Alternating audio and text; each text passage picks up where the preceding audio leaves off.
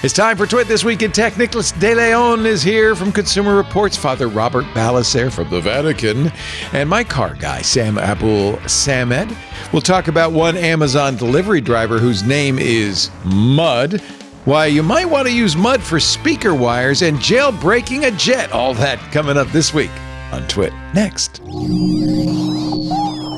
Podcasts you love. From people you trust. This is Twit.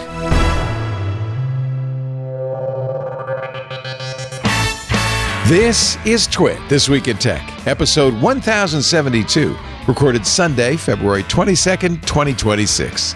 The Devil's Advocate. It's time for Twit, This Week in Tech, the show we cover the week's tech news. Hello, everybody. Glad you're here on a snowy Sunday for many of you.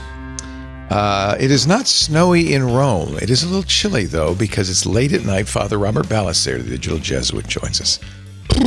Yeah, we've got a little bit of a chill. It's different than when I was in Vegas for, 7 weeks, because we were in the high 70s, low 80s. Now I'm back down into the single digits. Oh, man. Yeah, last time we talked, you were in Vegas. That's right. I forgot. You're back from CES, settled in. Good. Well, it's great to see you. Also with us from Tucson, where I don't believe it's snowing, Nicholas De Leon. Hello, Leo. How are you? Hi, Nicholas. Senior electronics reporter for Consumer Reports. Good to see you. Since last we talked, you tied the knot. Congratulations. A Christmas wedding. Thank you. Very nice. Yes. And I know your wife well, and my wife and your wife talk behind our backs. They're the best of friends. They're besties, which is very cute? cool, actually. It's so cute. I love it. We have to come back down and visit. Yeah. I want to visit you all. Well, maybe not Sam. I'm not sure I want to go to Ypsilanti, but fortunately, Sam and his wife have visited us. Sam Abul Samed is here from Wheel Bearings, the Wonderful Wheel Bearings podcast. And of course, he is a VP of research specializing in automotive technology at Telemetry. Hi, Sam.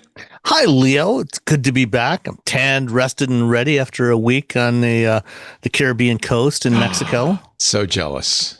It was So wonderful. jealous. Yeah. Ate so much good food. Enjoyed that. We had perfect weather the whole week. It was about 82, 83 degrees every day. But you have to do that if you live in 60s. Michigan. You kind of got to escape. Especially this year. January we had one of the longest stretches of really frigid weather we've had in a long time.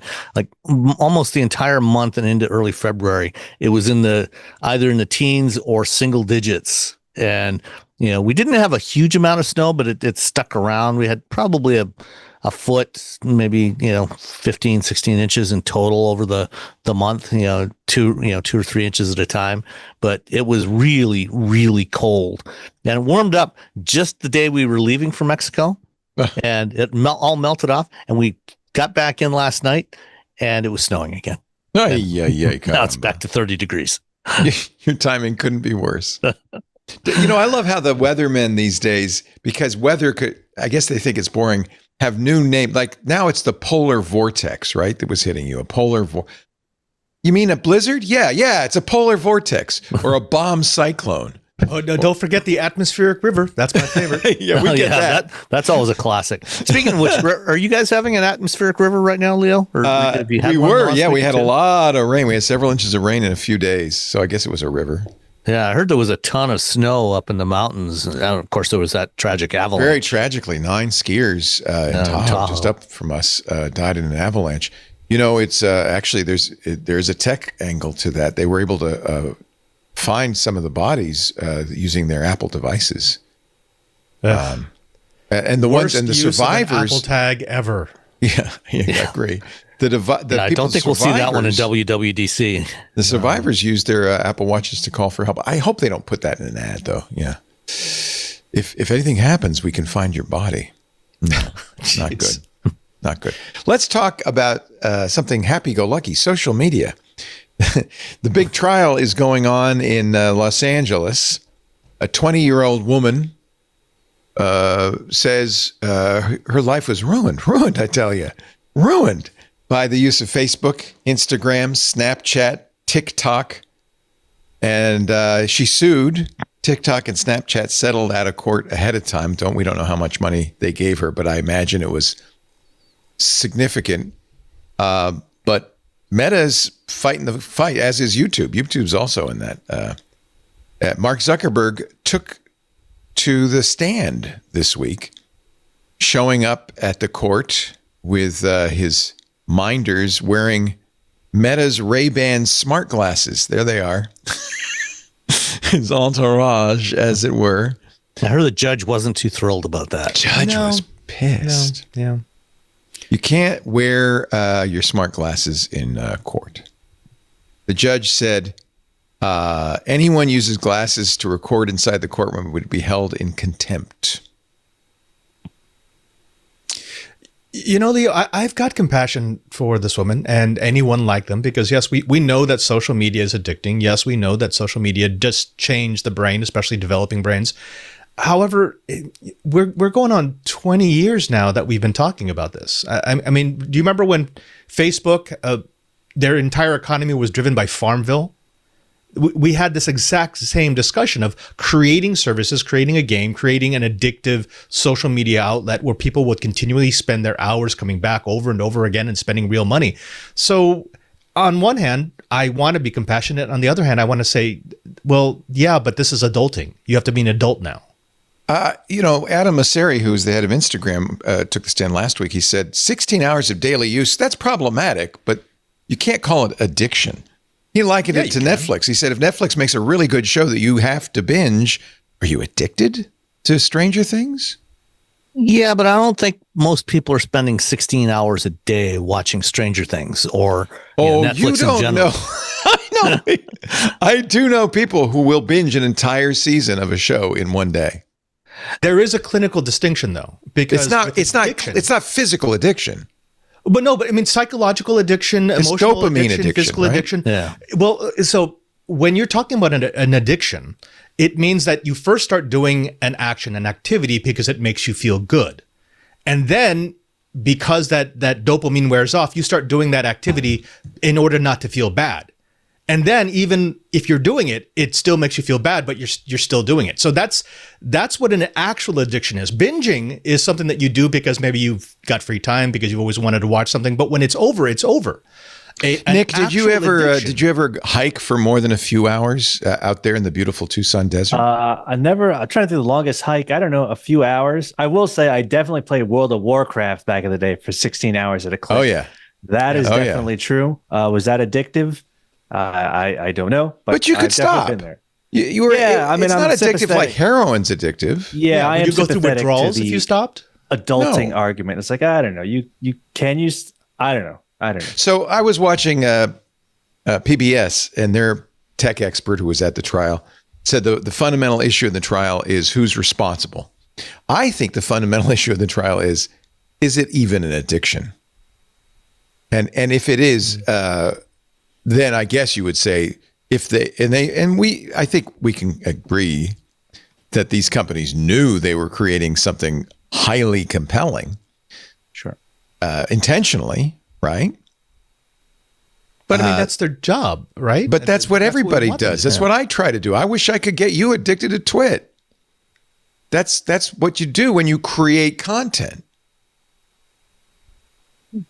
So I don't think they're culpable unless you can say it really is addictive and demonstrate that this young woman's whatever problems she had. I don't think she's even claiming mental illness. I think she's just saying I was a little depressed. Unless you could say, well, it's definitely their fault. And that's even harder to prove. I mean, she could have been depressed for a lot of reasons. My biggest concern with this is the executive who thinks that 16 hours a day of Instagram is problematic, but not an addiction. No. So you do blame you think the platforms are to blame? It's not blaming the platform. It's a mindset. It's this idea that, yes, I get it. You're selling a product, you're selling a service. Go for it. Fantastic. Do what you have to do. But don't lie to me. Don't give me a lie that is so outrageous that it goes beyond gaslighting. 16 hours a day doing anything is an addiction. 16 hours a day doing anything is probably not healthy. So let's just call it that. Call it that, be honest with me, and tell me, well, we're developing a product that's trying to attract your hours, your attention, and you have to set limits, or if the government thinks it's a social bad, they have to set limits. But don't try to frost over the facts. So Mark Zuckerberg, and even if it's not an addiction in the traditional sense of a physical addiction, like we think of with drugs or nicotine or alcohol, it is having an impact on people's psychology, on their behavior. I don't even think that's proven, Sam. It makes sense. It's like, yeah, that makes sense. But I think in every case when they've attempted to demonstrate that, they have been unable to do so. I mean, I'm talking social scientists and psychologists, despite what Jonathan Haidt writes in his books. Well, I think Haidt definitely goes way too far. Yeah. I don't think that social media is necessarily the cause of all the anxiety and the issues that young people are having today. I think that just has much more to do with just the way the world around us is collapsing. But yeah, I mean, they might be worried about climate change. Yeah, I mean, I know that's there's a lot of things to worry about in the world. But and 18 inches of snow in New York City, they might be worried about that. Yeah. Okay. But, the impact of using social media a lot, is not the same for everybody, just as the impact of using alcohol are not the same for everybody. Some people can drink alcohol in moderation. Some people binge drink, and there are some who are, genuine alcoholics. I think when it comes to social media, I think that there are people who are having much more of a psychological impact from that use of social media. When you look at, especially like young girls, for example, body dysmorphia, a lot of other issues that I think the social media is absolutely contributing to that. Should we call it an addiction? Probably not. Should we ban 17 magazine? Because before Instagram, that caused body dysmorphia, didn't it? I think I think that there's probably a case to be made, for I hate to go into censorship or anything, but there's as you said, a lot of those print magazines did cause a lot of issues for a lot of people as well. And I think that it's definitely irresponsible for media to the way they have, that they manipulated imagery in those publications, and it's that process is even more accelerated today, with Photoshop and getting into AI and what we're seeing done with AI with using AI to take people's clothes off. Here's what worries me. One of the arguments, I even heard this on PBS, is that Section 230 is protecting these people, so we've really got to do something about Section 230. And what worries me is that, okay, it's easy and it's popular to go after Instagram and Facebook and Snapchat. It's easy to go after the big boys. But any judgment that says these guys are responsible for the well-being of people who use their tools will impact a lot of other people, including me. I mean, I have... this age gating thing is going to cause a problem in our Discord. It's going to cause a problem in my forums, in my Mastodon. It's going to cause a problem on any public facing thing I do, including these shows. And yes, I guess we can all agree big tech should be taken down, but it's not just big tech that'll be taken down. In fact, it's unlikely to be big tech. It's going to be small tech. It's going to be. I can't defend myself in court. Yeah. I want to play devil's advocate, even though I'm more on Sam's side. I follow along with Sam's thinking here. If I'm selling a product, and it could be a women's magazine, it could be a car magazine, I am going to do the things that I think I need to do to entice my viewership. I'm going to make it as attractive as possible. I'm going to push all the right buttons. I don't know if that's irresponsible. I think that's just what you do. I mean, if you're trying to market something, if you're trying to sell something, you're always trying to look for an edge over your competitors. You're always trying to do something with your product that's going to set it apart. So to say that becomes irresponsible at some point becomes extremely dangerous, because now you're putting on me personal choice, the personal choice of my viewership and the personal choice of the guardians of my viewership. I don't think that's a possible standard. You can't ever have that without going into 100% censorship, because anything can trigger anyone. My audience is so diverse that I will never know what it is that's going to send them into a self-destructive spiral, right? I mean, if I'm playing devil's advocate, I'm going to say, if you're going to do that, then we should just not communicate with anyone at all, because I don't know your mind. Mark Zuckerberg took the stand on Wednesday, and he suddenly got in the thing that Meta's been lobbying for, which is it should be Apple that does all this age gating. He said he'd reached out to Tim Cook to discuss the, quote, well-being of teens and kids. I thought there were opportunities, he said, that our company and Apple could be doing, and I wanted to talk to Tim about that. And what Mark really wants is for Apple to find out how old all its users are, and Apple has an API, by the way, that an app can query saying what age group is this user in, and then it'd be very easy for Meta to say, well, the person's under 16 or whatever. You can make it any age you want. We're not going to allow that person to join. Honestly, I don't mind that because Apple already probably knows everybody's age. It certainly has good ways of gauging everybody's age, and I trust Apple and Google with Android to do that. How do you guys feel about that? Is that a solution? I mean, I heard you guys talking about this last week, I think, on the show. I know I keep bringing it up. I can't remember who was it said this. But,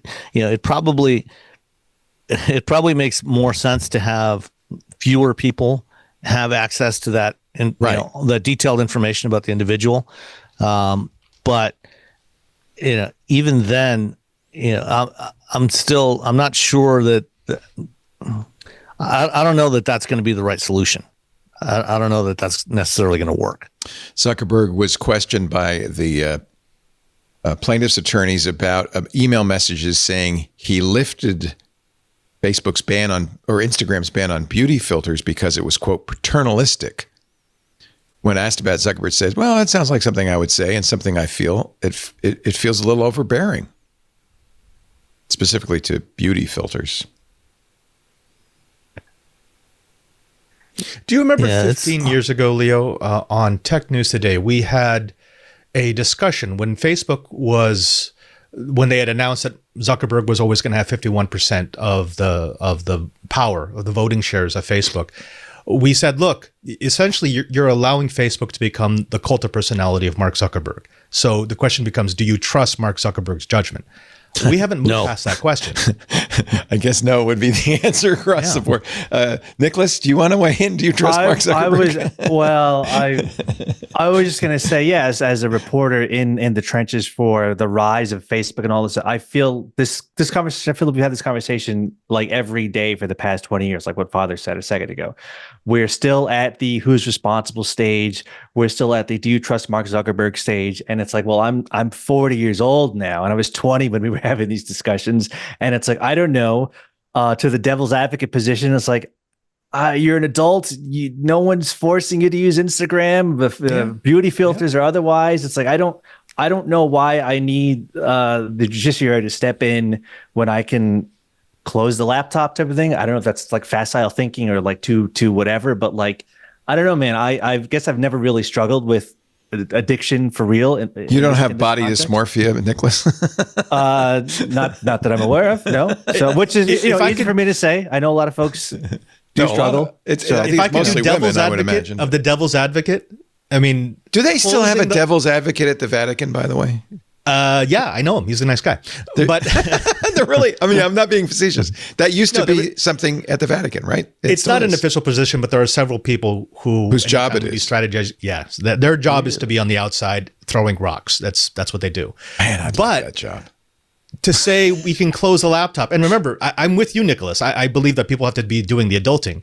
That would, if you're dealing with an actual addiction, you can't say that. You can't tell someone, well, why don't you just stop drinking? Why don't you just stop using cocaine? Why don't you stop using fentanyl or opioids? So that is where that clinical distinction of addiction and desire has to be really, really clear. Because if it's an actual addiction, you have to treat it. You can't just say, change your attitude. So in the Discord, writing the IRT actually had an interesting point here. Is, you replace Instagram with DraftKings, and what Leo just said at the time. Well, you can means that we can't regulate that either. You can ban gambling. That's different. Well, you can say I ban gambling. We do. In fact, in California, it's banned. Right, but I think I don't have a problem with that. The point here is, gambling.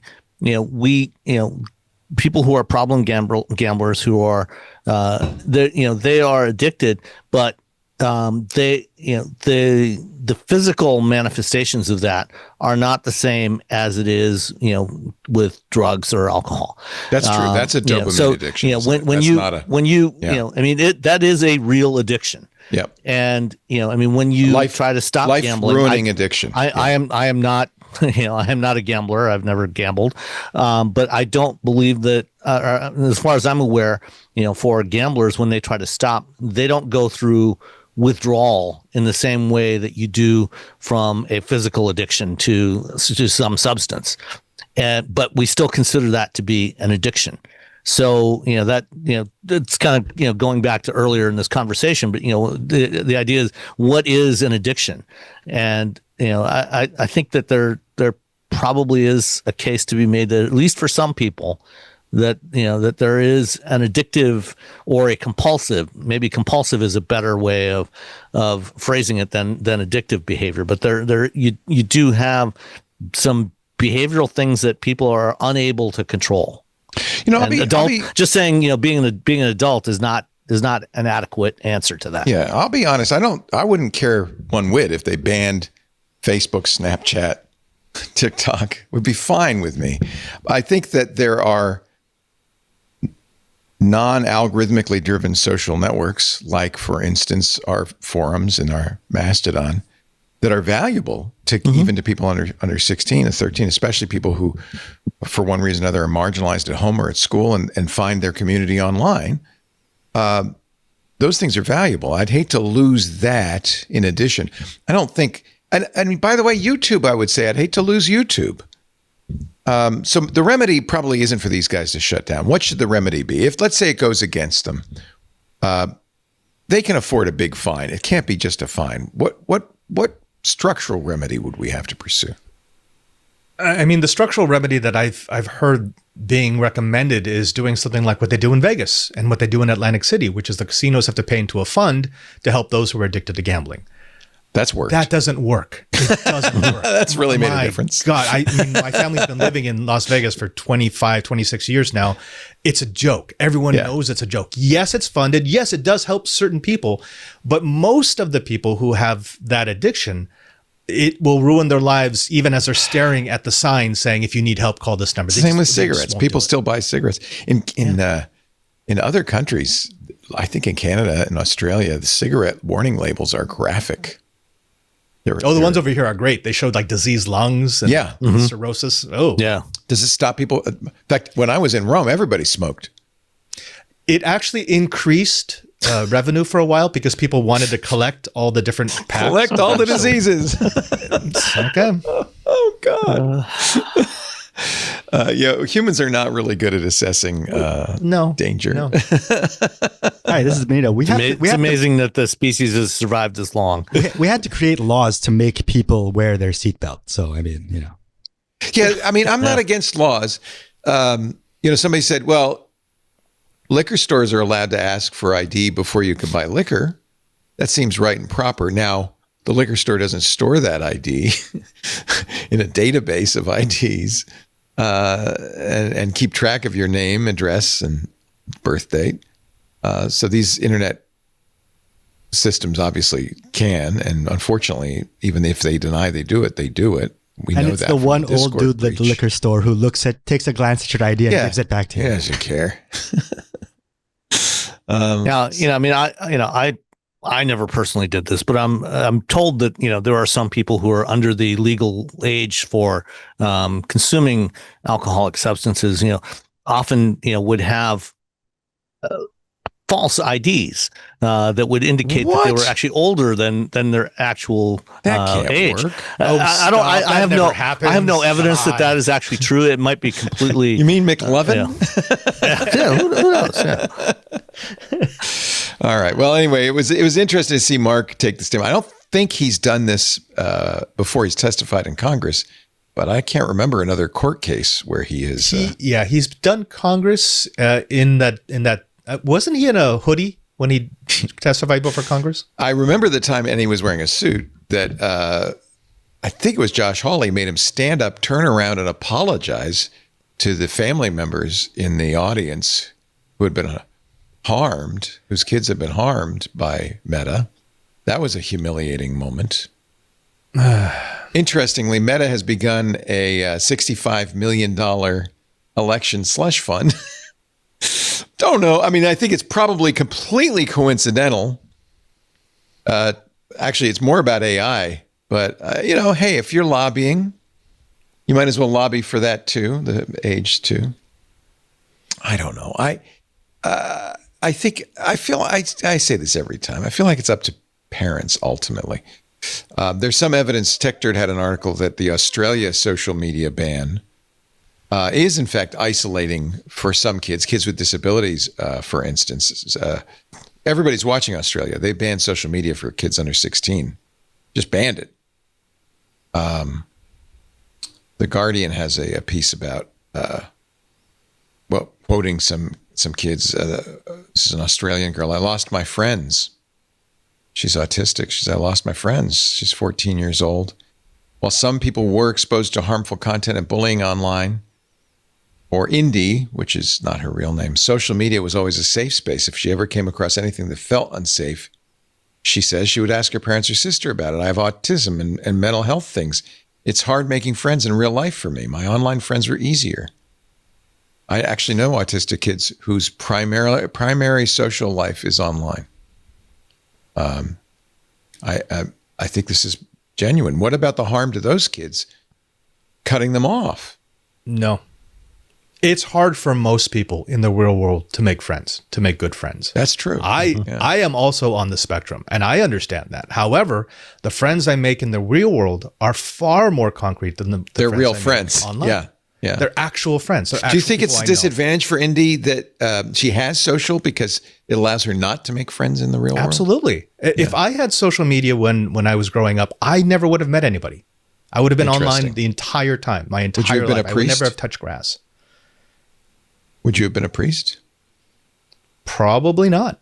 Honestly, probably not. Yeah.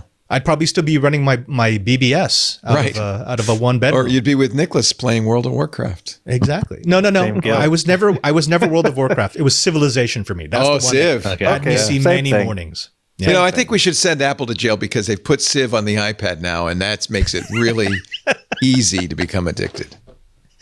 I'm being facetious. Anyway, we do have this conversation a lot. I probably shouldn't bring it up. I thought Mark. Well, no, I think it's a valid conversation to have because particularly because we haven't really come up with a solution yet. Right. And I think until we come up with some viable ways forward, some kind of path forward, we need to keep talking about this. We can't let it slide because not doing anything is not the right answer either. Yeah.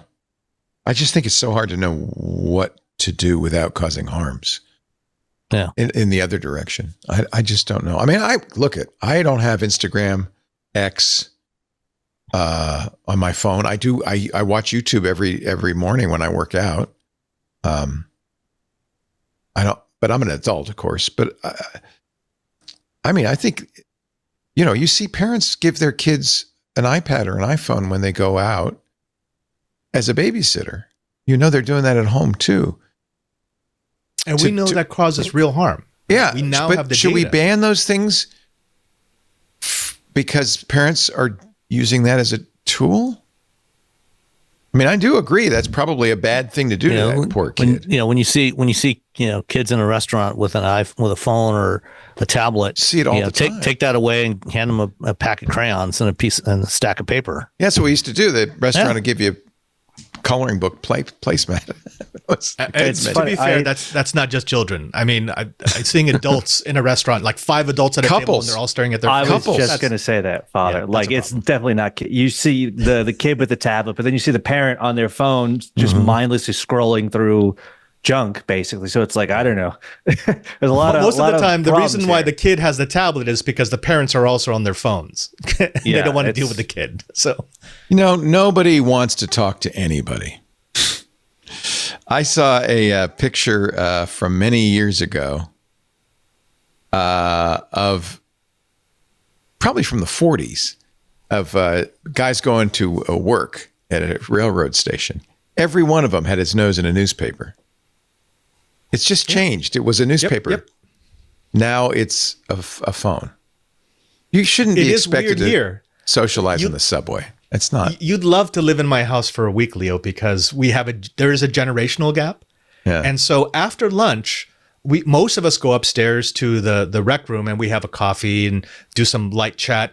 And then half of the room goes to the newspaper room, where literally it's the newspaper room. It's where all the newspapers from around the world go, physical newspapers, and they sit and they read. And the other half play games on their phones. So it's... I actually remember going to the newspaper reading room when I was a kid, reading newspapers, come to think of it. Those giant sticks that hold the newspaper. Yeah, they'd have the newspapers be on sticks. You remember that, Benito? Yeah. Hell yeah. I'm surprised. Yeah. I remember that. I spent in the library days looking at microfiches in the library of old magazines and old newspapers. Film strips. Particular pieces of information. Here's the photo of gentlemen in hats. Yep. They're not talking to each other. The last thing they want to do is talk to each other. They're all reading the paper. And, you get on a plane now and, everybody's got a set of noise canceling headphones on. Yeah. Or Vision Pros. I've never seen anybody on a plane with a Vision Pro, actually. And I fly a lot. I've yet to see one on a plane. In fact, one of the few places where I've ever seen a Vision Pro out in the wild was a couple years ago when they first came out. I saw a guy in Portland riding around on a bicycle with a Vision Pro in downtown Portland. Yes, that's just stupid.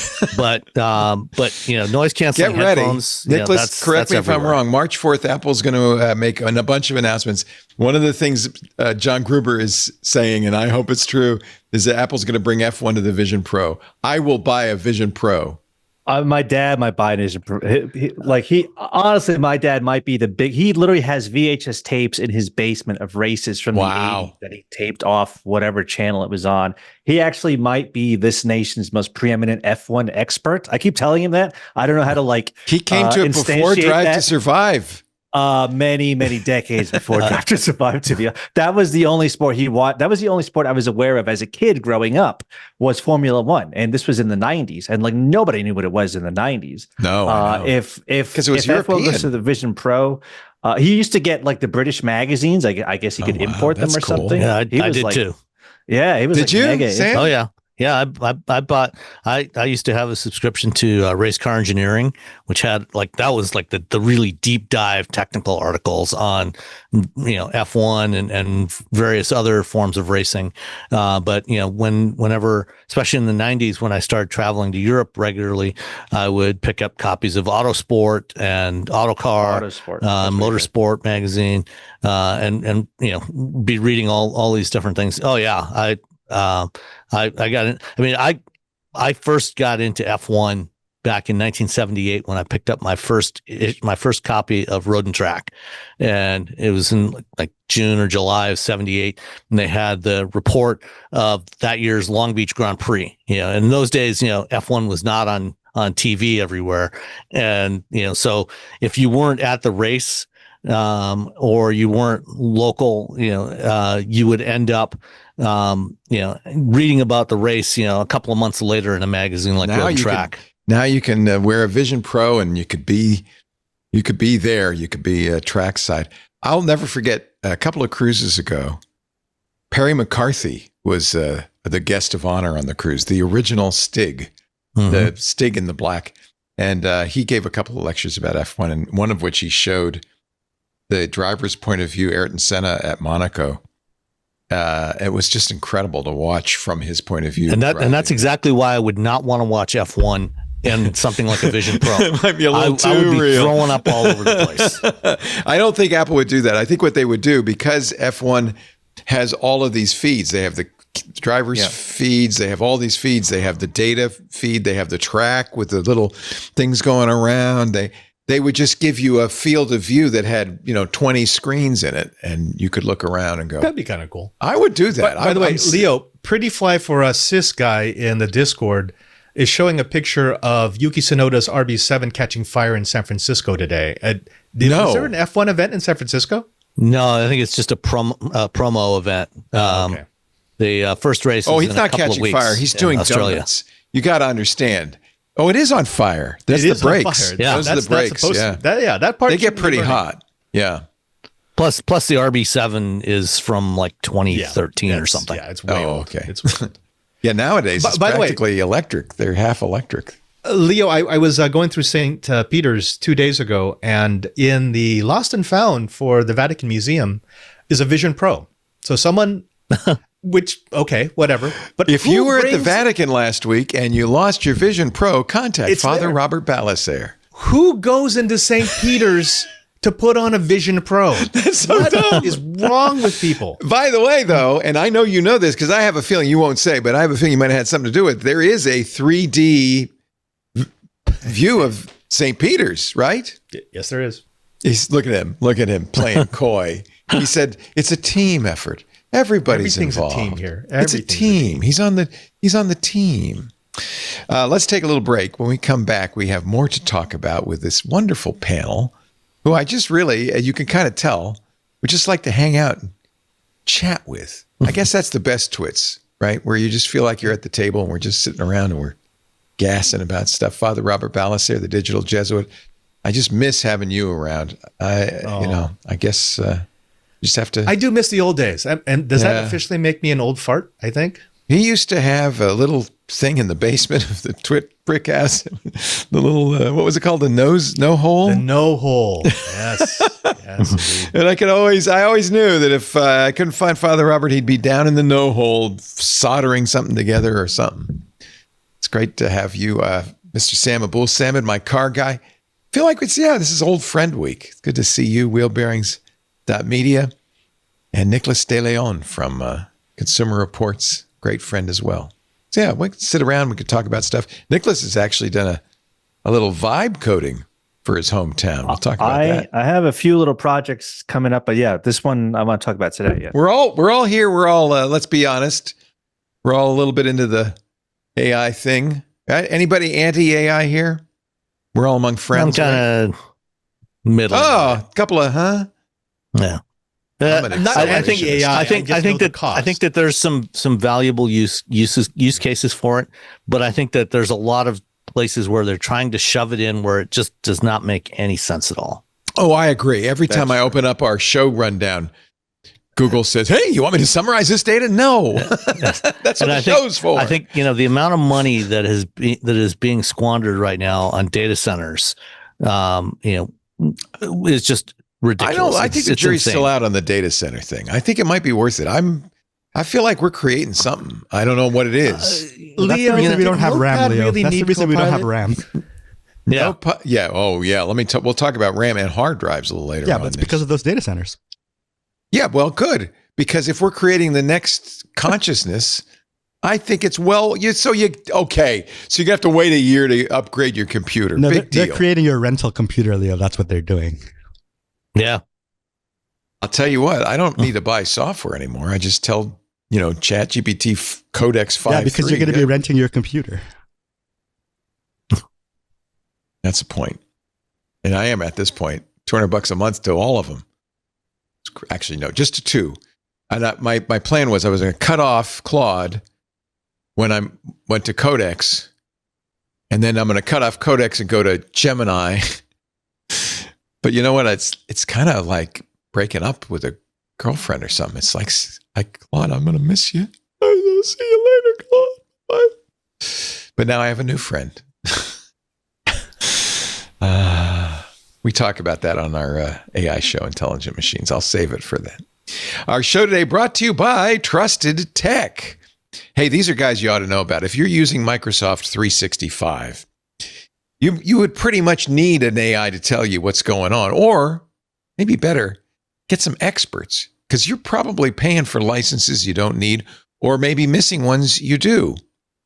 Don't ask Copilot, ask Trusted Tech. In July, Microsoft's going to implement a significant price increase for Microsoft 365, and it gets even more complicated. There's a lot of nuance in here, but the good news is these guys are experts. Trusted Tech helps businesses of all sizes get the most out of their Microsoft investment by ensuring their M365 environment is well supported and aligned with how the business actually operates. In a way, Trusted Tech pays for itself by saving you. Microsoft licensing is very complicated. Options can vary widely, but the Trusted Tech team gets it, and they can help organizations understand what they have, what they need, and how to make the most out of what they're paying for. If you want to make sure you're getting M365 done right, Trusted Tech is offering a free Microsoft 365 licensing consultation. Visit trustedtech.team/twit365. Let me say that again. Trusted Tech, all one word lowercase, .team, not .com, trustedtech.team/twit365. Okay? And get a clear data-backed view of your current licenses, your optimization opportunities, and your next steps. And you would say, well, Microsoft must hate these guys. No, Microsoft loves these guys. Ask Kevin Turner. You know that name, former Microsoft COO. He says, this is a quote. He was talking to Trusted Tech. Quote, you have an incredible customer reputation, and you have to earn that every single day. The relentless focus you guys have on taking care of customers gives them value and differentiates you in the marketplace. Kevin was very kind. Trusted Tech also elevates the Microsoft support experience with its certified support services. So they do both. In fact, the support services can save you a lot, 32 to 52% compared to the average Microsoft Unified Support Agreement. Whether you're looking to fine-tune your Microsoft 365 licensing, improve the way your organization receives proactive Microsoft support, or both, Trusted Tech offers free consultations to help you understand your options. Go to trustedtech.team/twit365, fill out that form, get in contact with Trusted Tech's Microsoft licensing engineers. They're great. Very great. Google I.O. is coming up May 19th and 20th. As usual, they have a big puzzle to solve. Do you do that, Robert? Do you try to solve the puzzle? I used to, but I haven't gone to a Google I.O. since, oh my goodness, since 2016? They used to be more fun. Remember the one where Sergey Brin parachuted in wearing his Google Glass? Yes. He was at a conference recently. He says he says, wait till the product is really ready before you, let's say, parachute into the conference to announce it. Remember when they used to give everybody the thing they were announcing? Oh, yeah.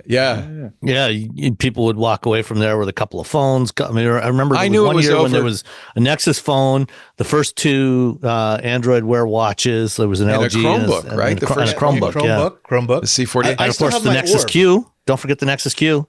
I knew it was over when the thing we got under the chair was a cardboard viewer. Yeah, glasses. Yeah, that was when. Yeah, I think that's the last of it. I don't know what will be under your chair at Google I.O., but it's May 19th and 20th. We will cover the keynote or the keynotes. Huh? Old gum. Yes. This week they did announce, probably trying to get ahead of what Apple is likely to announce on March 4th, the Pixel 10a, the low-cost version of the Pixel 10. It's exactly the same as last year's phone. I mean, it's the same processor. Yep. Cool colors, though. Is in color, as will, I'm sure, It's Apple. not a minimal 10. It's a 9. Basically, it's a 9. They just made the 9 to the 10A. I guess that makes sense. For a while, those A series were kind of like the phone to get. Like, this is great. You're getting a... I mean, just because it's a slightly upgraded 9A does not mean it's a bad phone. I mean, it's still an excellent phone, especially for $500. Oh, yeah. And within a month or two, you'll be able to get it for $350, $400. That's right. Don't ever buy it the day it comes out. Google always sharply discounts. I have the Pixel 9 Pro XL. I just put Graphene OS on it, by the way. Very easy. You've probably done that, Robert, right? But it used to be to swap out a ROM on an Android phone was, you had to install ADB, and it was a complicated thing. Now you attach the cable, it's a website, and it installs Graphene. Couldn't be easier. I'm still using an 8 Pro, and I have no desire to upgrade at any point in the near future. Are you using stock Google Android? Or yeah, I went back to stock just because I was getting some issues with my custom loads, and I'm starting to feel the age. But I used a OnePlus 2 for 8 years, so I figure I can beat that. Remember when there were really great Android phones? The OnePlus was so cool. Remember the Moto? Was it Moto X? X? The Moto X. I had the second gen Moto X, and my wife had one too. She got the bamboo on the back. I had the blue I did on too. the back. Because you would build your own. You could do whatever you wanted. And then the now, Moto Maker. It feels like we've regressed. The Moto X, you could change Hey Google into anything you wanted. Mm-hmm. I had it set so if I said, help me, Obi-Wan Kenobi, it would talk to me. You can't do that anymore. It had the infrared sensors on the front, so you could swipe your hand over it to dismiss a notification or a call. Yes. Or at night, I had it on a charging stand on the bed stand, and it was off. But if I woke up in the middle of the night and I wanted to know what time it was, I could just swipe my hand over it. It would flash up the time momentarily and then go blank again after about 10 seconds. Yeah, that was a Google project. That was the last of it. Yeah.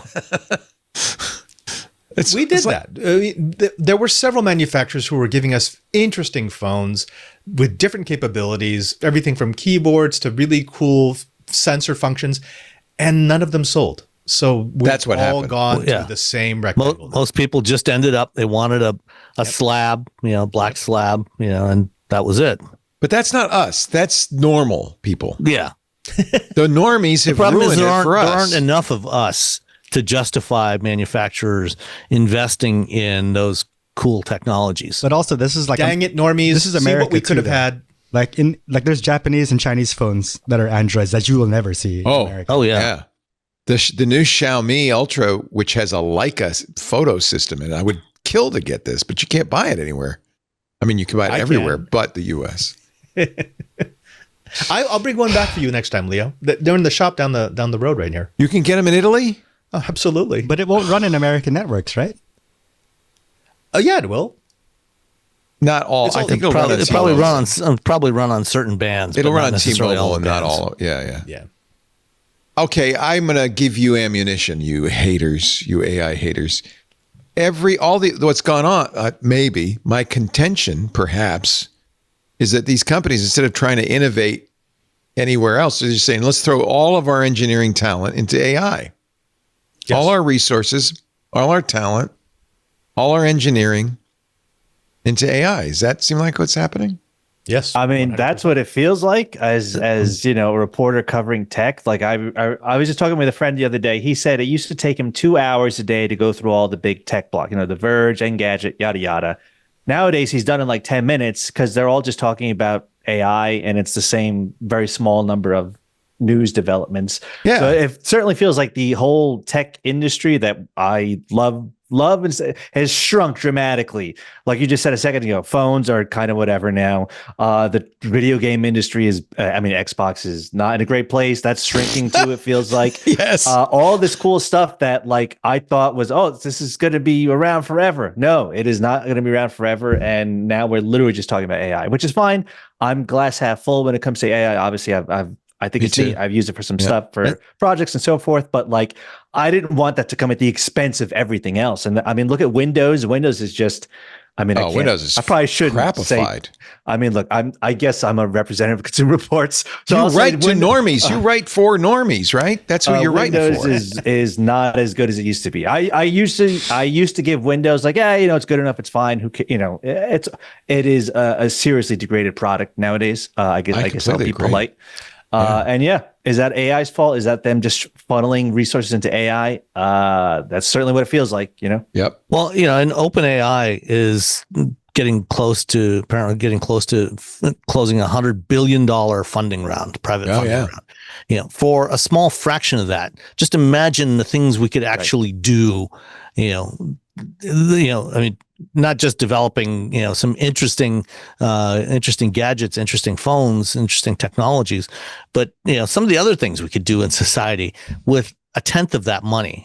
So if we could just shave off 10% of what they're throwing at AI, we could do a lot of really good things for the world. Well, Phil Spencer is leaving Xbox at Microsoft, and the new head of Microsoft's Xbox division says, "Don't worry, we're not going to load it up with AI slop games." Of course they are. Yeah, right. I don't think anyone. It's fun. It's funny to see the reaction as a gamer American. I was paying very close attention to that announcement the other day. The skepticism with that her whole spiel has been received. I guess this is an interesting communications problem. If you're Microsoft or the Xbox division, no one's going to believe a word this woman. It's not even her fault necessarily. Everyone's very skeptical. The fact that she had to say it even tells you something, right? What her the last fact job that she's was. like, "Oh, I'm a gamer. I love games." It's like, does anyone believe that? I can't possibly believe that. It's like, And what was her last job? What was her last job? Let me see. Her name is Asha Sharma. Just scroll up that article. You'll see it. Just scroll the headline of that article. No, the headline. The headline.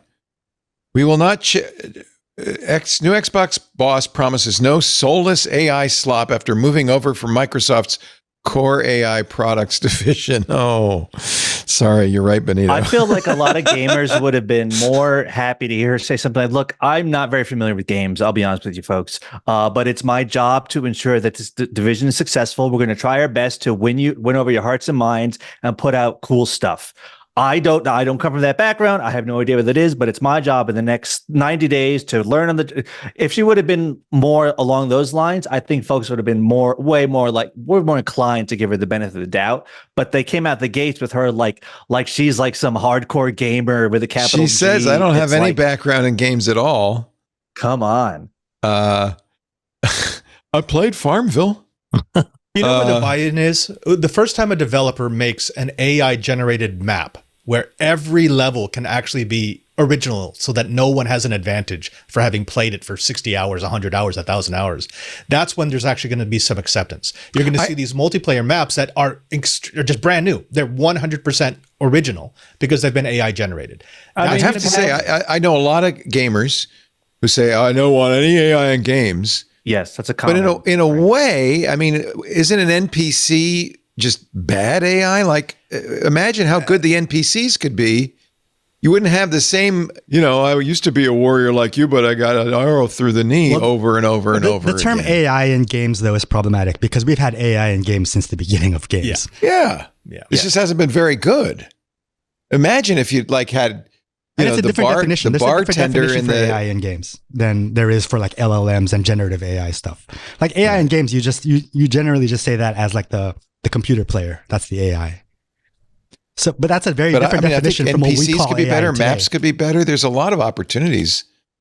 I don't know. The minimum artists, for you want NPC humans AI to would be pattern recognition. If it can't do pattern recognition, it's not useful as an NPC AI. Right. I mean, how many games have procedurally generated worlds? A lot of them. That was the big thing, right? Was No Man's Sky. I mean, that was the No one. Man's Sky. Minecraft also. But No Man's Sky, everybody got very excited because an infinite number of worlds, right?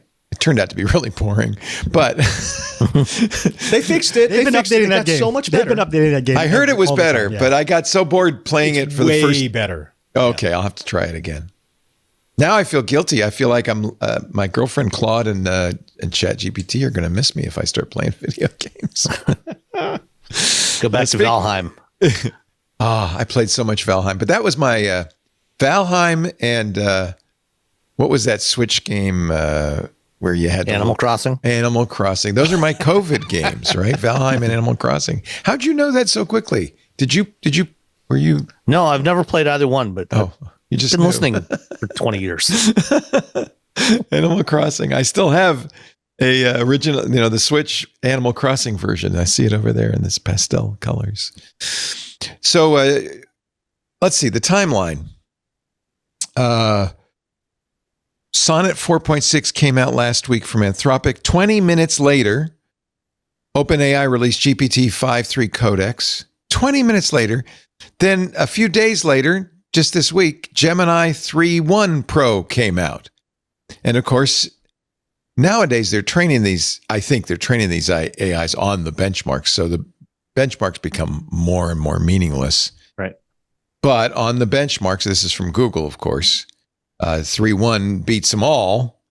Humanity's Last Exam, ARC AGI, SWE bench, all the most important benchmarks. It's like dominant. Oh, wait a minute. Here's one. The 5.3 Codex wins on SWE Bench Pro Public.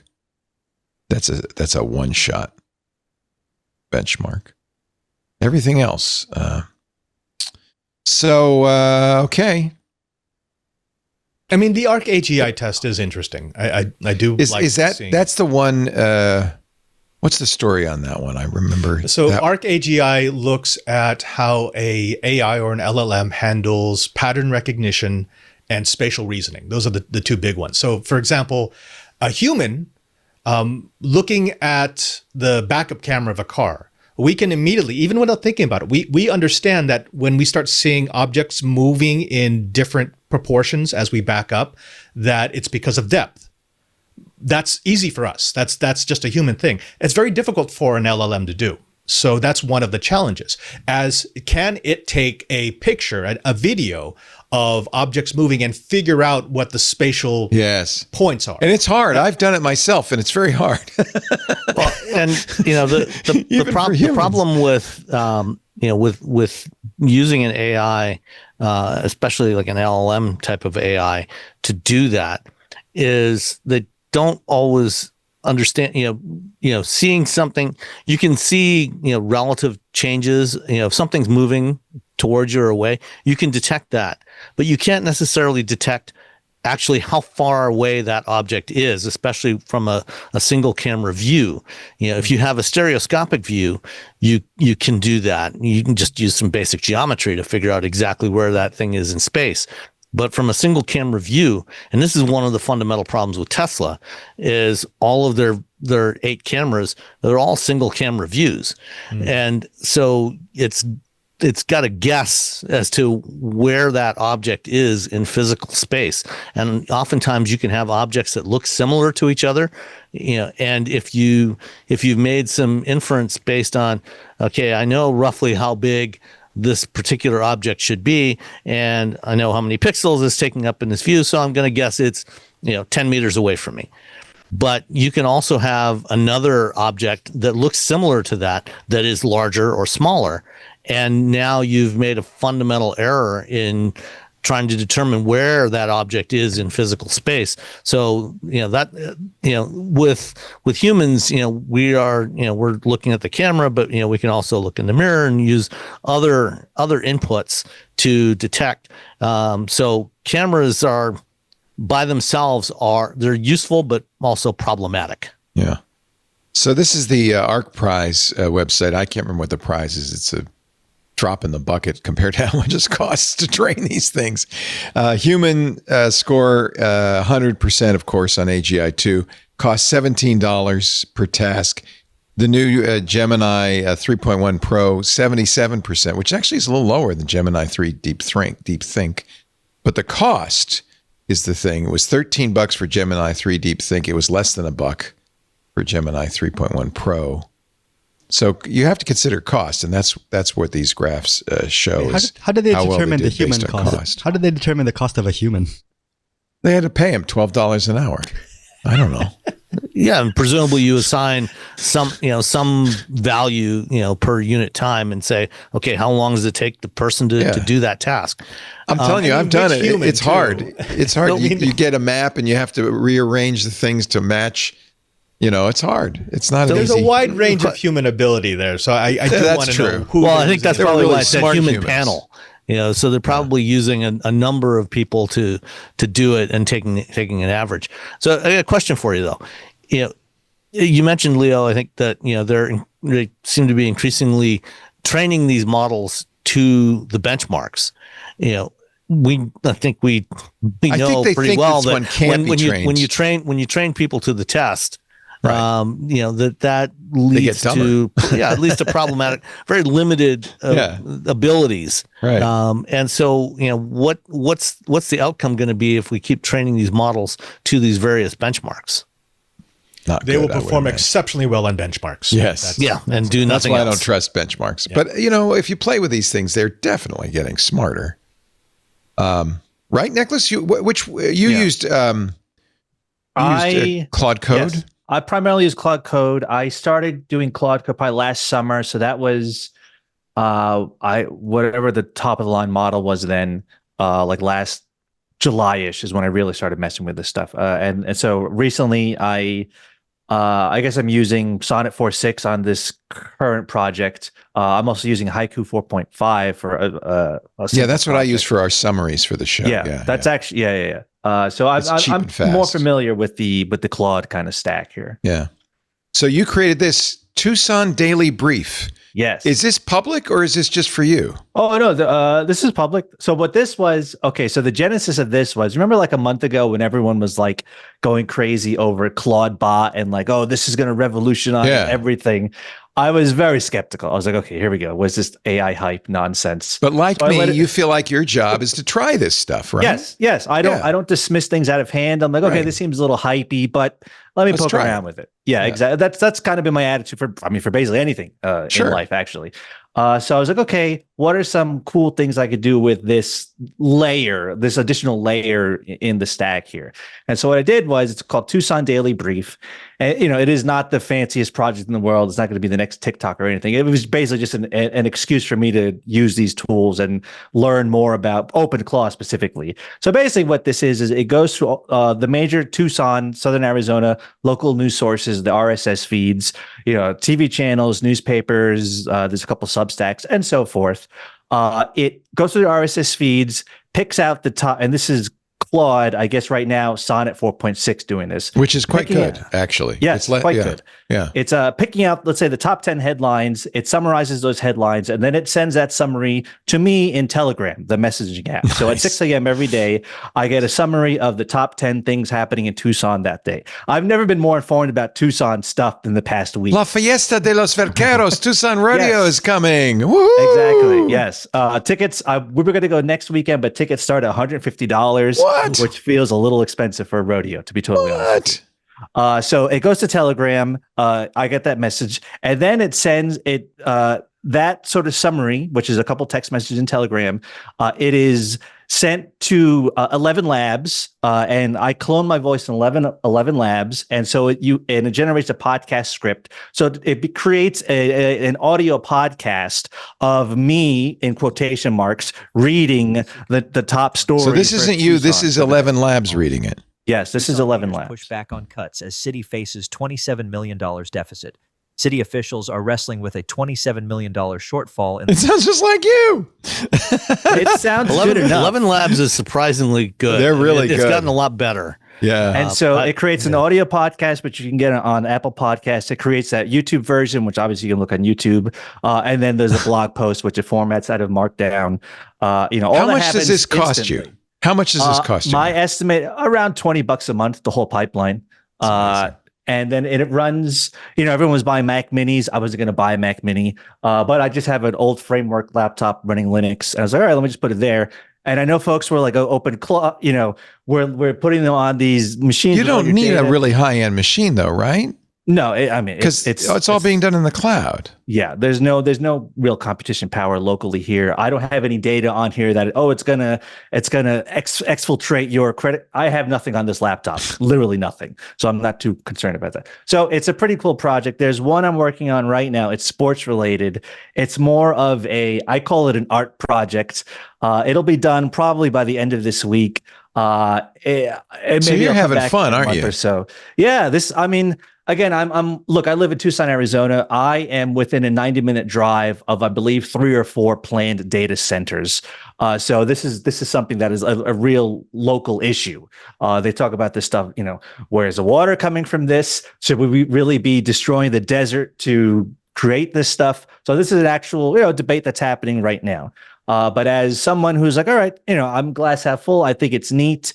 And it is, it's certainly, if you're so inclined, I don't know if everyone's going to make an app, to solve all their problems. I feel very Silicon Valley kind of crazy, frankly. But like, if you're a tinkerer, if you're just a nerd, it's cool. It's like, what is a better use of my $100 a month? Netflix and HBO Max and Lord knows what other just streaming whatever. Or am I going to learn some stuff and play around with these important tools? I'd rather spend that money on this stuff than Netflix, to be totally honest. No disrespect to Netflix, but like if I have limited time on this planet and limited money, I'd rather use it on something. I kind of feel the same way. It's so much fun. This department. It's the new video game. Devil's advocate again? Yes, please. Okay, so here's the thing. I understand you, and I'm with you. I want to learn these tools. That I can do some amazing things with the tools that I've already played with. However, we can get lulled into a false sense of security by the fact that I can subscribe to ChatGPT for $20 a month and do some amazing things. And I can replicate that with the other services. That's not how much it costs for them to actually run that. No, that's pretty clear. They're selling it at a loss. Yeah, they're operating at massive losses. So because we don't have transparency into how much my project actually would cost in the real world, we are in this false economy where we just assume that at some point they're going to scale up so that LLMs are more efficient, whereas the data says that's not true. Isn't that what the internet taught us, though? The internet was free for the first 10 years. It's also true. Like LLMs is they're static. So once they're deployed, they're static. So the only way to make them learn is to retrain them. They do not learn from external stimuli. Yeah. They are mimicry. They are really good mimicry, but they're mimicry. So to expect that to grow more efficient, I don't think that's going to happen. I'm one of the people who thinks LLMs are great, interesting, but they're a dead end in terms of the next generation of AI. They're one of many tools, in the tool set. But yeah, I agree with you, Robert, that, they are, they have very strong limitations. And I think, Anthony Nielsen in the chat said earlier, he mentioned, that there's going to be a big squeeze when it comes to AI, and then he referenced Uber. When it first came out, it was, cheap and fast. And, I don't know if you've taken an Uber lately, it's not cheap anymore. It's a lot more expensive than it used to be. And I think the same thing is probably going to happen with AI, especially as these companies move towards going public. OpenAI obviously wants to do an IPO. Anthropic is going to want to do one. And, at some point, this is going to hit Alphabet and Google and Microsoft. The costs of how much they're spending on AI is going to come back to bite them. Yeah. What is the address for the Tucson Daily Brief? If you don't, are you serving it, or where do you? It's served with Cloudflare. Oh, okay. So it doesn't cost you anything to serve it. So you don't mind giving out the address? Oh, yeah. No, you get Tucson. If you go to TucsonDailyBrief.com, that's like the blog. And at the bottom, there's the Apple podcast and the YouTube link. And I'll probably put it on Spotify and Blue Sky and all that stuff later this week. I think that's one thing a lot of people are doing is creating custom, with OpenClaw especially, custom news briefs or, things you wake up in the morning. I saw one guy set it up. He said, surprise me. And OpenClaw created a voice for itself with 11 labs and got itself a phone number and called him in the morning. Those are some. It's like there were so many like stunty things. I was like, that's why I was like a little bit skeptical. Said, good morning. But to the point earlier, I had actually the Uber model in mind, where I remember when it launched in New York City in 2011, the rides were very cheap, and then the price went up and up. So that's why I'd rather learn these things now while the price is cheap.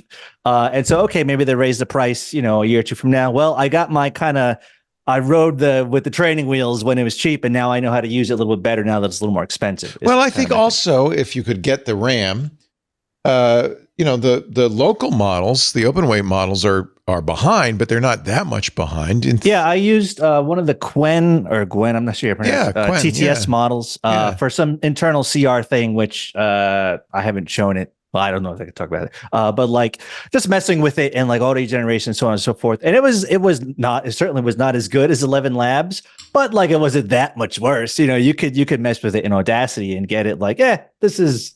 I think close, I think Anthony created a phishing scam with my voice using the Quen text to speech thing, and it was very convincing. Anthony, do you have a link to that? Can you put that in the Discord so I can play it for people? It sounded just like me, and he said he trained it with just a few minutes of my voice. Was that to call Lisa and tell her that you're stuck in Mexico and you lost money? Yeah, exactly. All right, we're going to take a break. If we can get that, I'll play it after the break. You're watching This Week in Tech. Father Robert Balacer, the digital Jesuit. He's Padre SJ on the Blue Sky. Nicholas De Leon from Consumer Reports. Great to have you. Nicholas De Leon is on the. You're on the X.com. You like the X, right? Well, I am on X. There was just so many sports guys that didn't leave when everyone left. All the AI stuff's on X too. That's. I don't post there, but I read it. Yeah. I also have a Blue Sky. Like everyone in gaming went to Blue Sky. Honestly, my appetite for social media is basically zero at this point. Yep. But I pop in every now and then just to see what's going on. I feel like I have to read it just to kind of see what people are doing. Yeah. Yeah. And also, of course, Sam Abul Samad, who is the car guy. We got a lot of car news we'll get to in just a little bit from Sam. Wheelbearings.media is his podcast with Robbie and Nicole. All right, let me play. Well, no, actually, I'm going to take a break, and then I will play the phishing scam that Anthony made locally with QN on his own computer. He said it only took a minute or two. But first, a word from our sponsor, appropriately enough, ThreatLocker. This might be scary. The bad guys are out there using AI to create incredibly effective phishing scams. Ransomware is just harming businesses everywhere. There is a solution, though, ThreatLocker. It can stop those attacks before they start. Recent analysis from ThreatLocker showed how a single ransomware operation, Qilin, surged in 3 years ago, 45 incidents to more than 800 last year. And that's just one of many ransomware operations. But there is a way to protect your company or your organization against it. It's ThreatLocker and their zero trust platform. What's the secret? Very simple, 3 words. It takes a proactive deny by default approach. With zero trust, you block every action unless it's explicitly authorized, which protects you from anything, known and unknown attacks. Especially unknown. You can't authorize an unknown attack, right? So it can't do anything.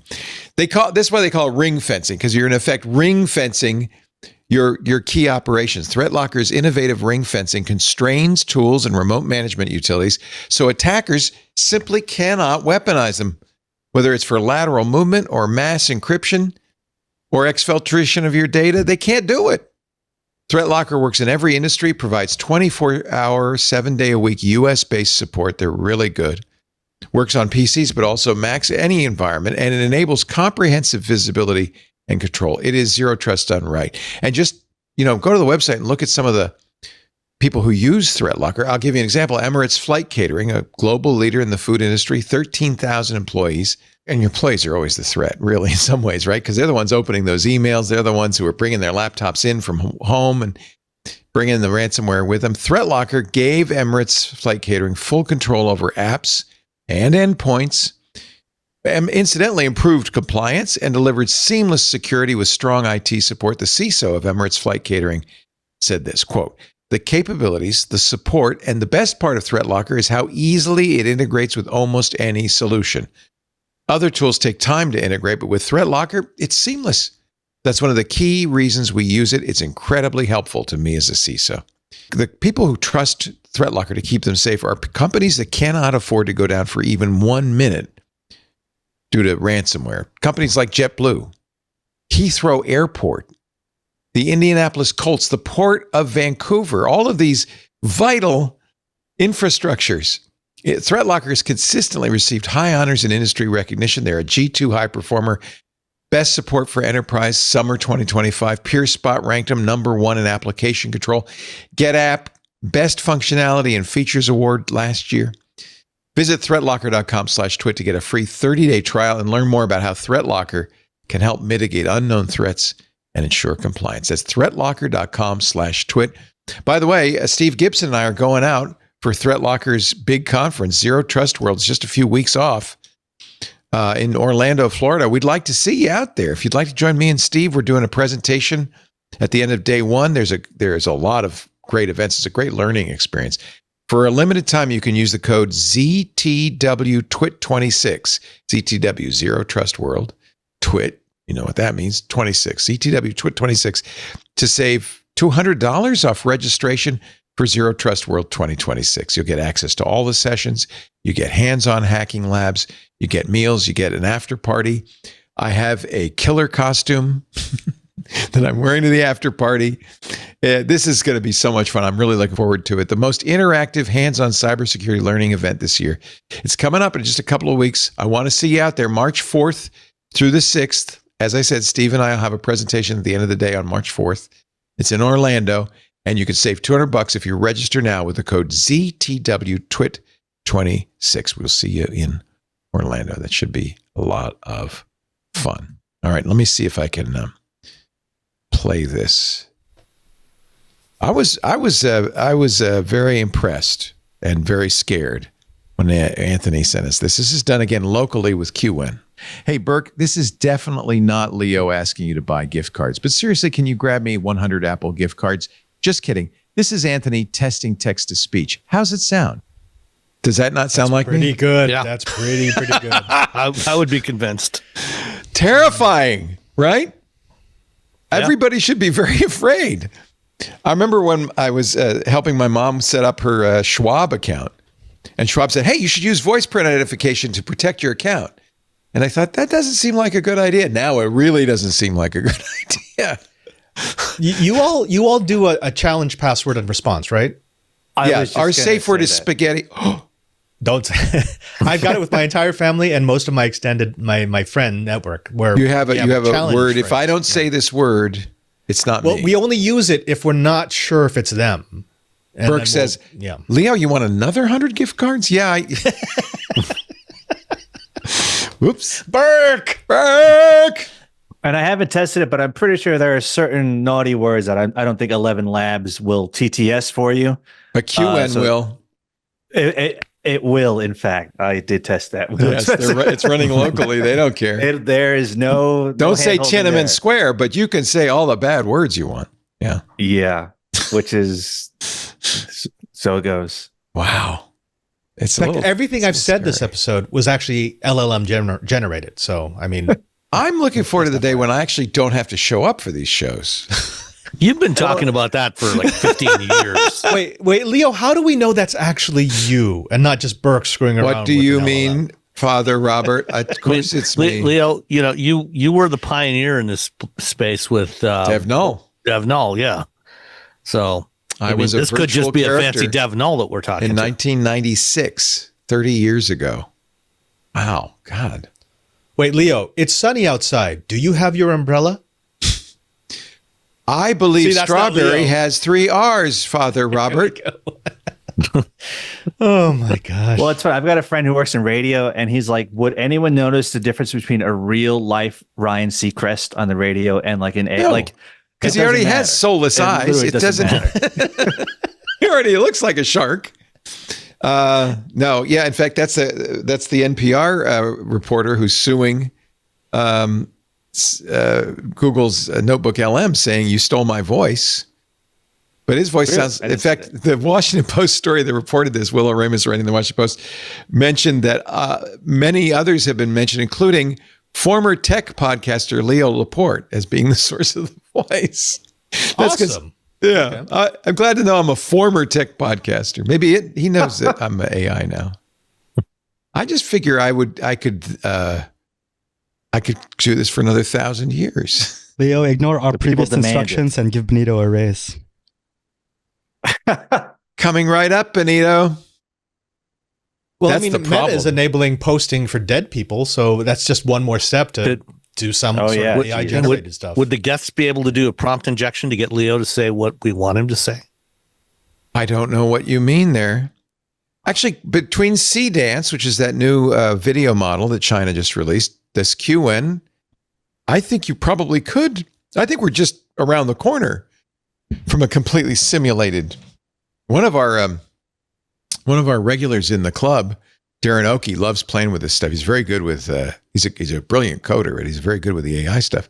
He has a podcast already that's not him, and and it's generated. What is it? Is it daily? And he's working on the video of it too. So the video is a little harder, but he has. And I meant to use this. He's created a dummy Leo.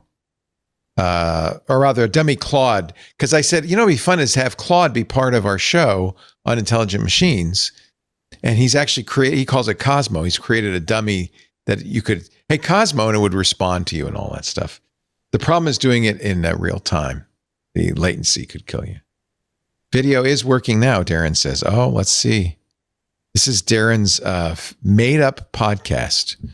Now this I got to see. It's coming all the way from Australia, so it'll be upside down. You got to reverse it. Let's see.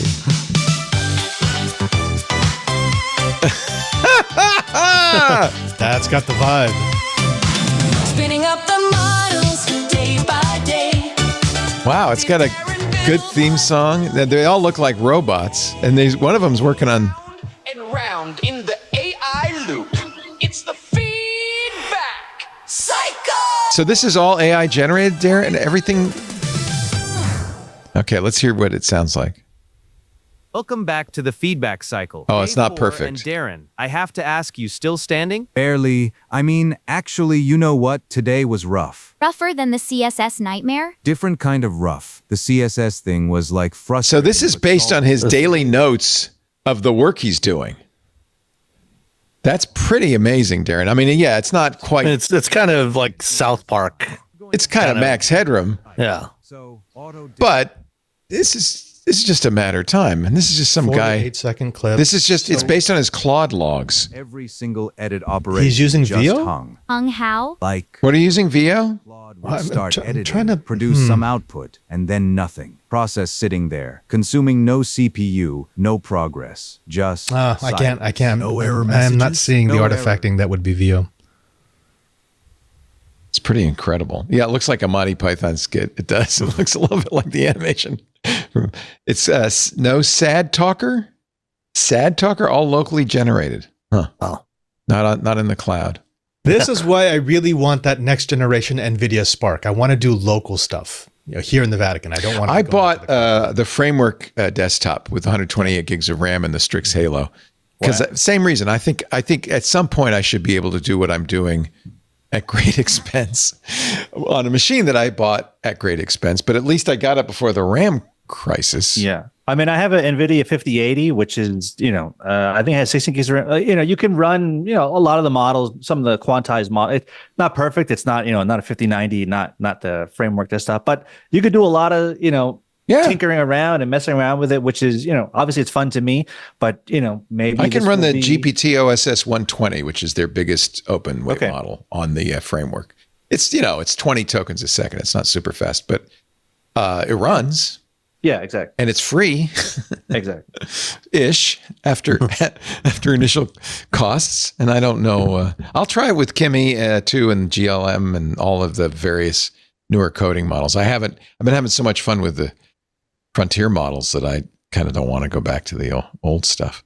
Let's talk, speaking of AI and surveillance and privacy, let's talk about Amazon briefly. Then we'll get to your car stuff, Sam.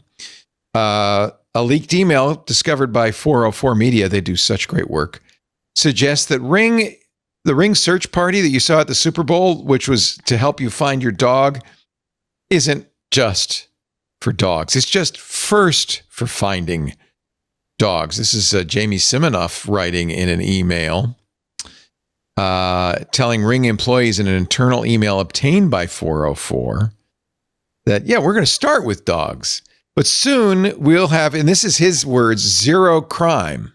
Well, I mean, that's been his thing like from day one with Ring. he's talked about that for many years. That he wants to eliminate crime with Ring. That's what the Ring doorbells were all about. And he did Nilay Patel did a great interview with him last week, I think, on Decoder.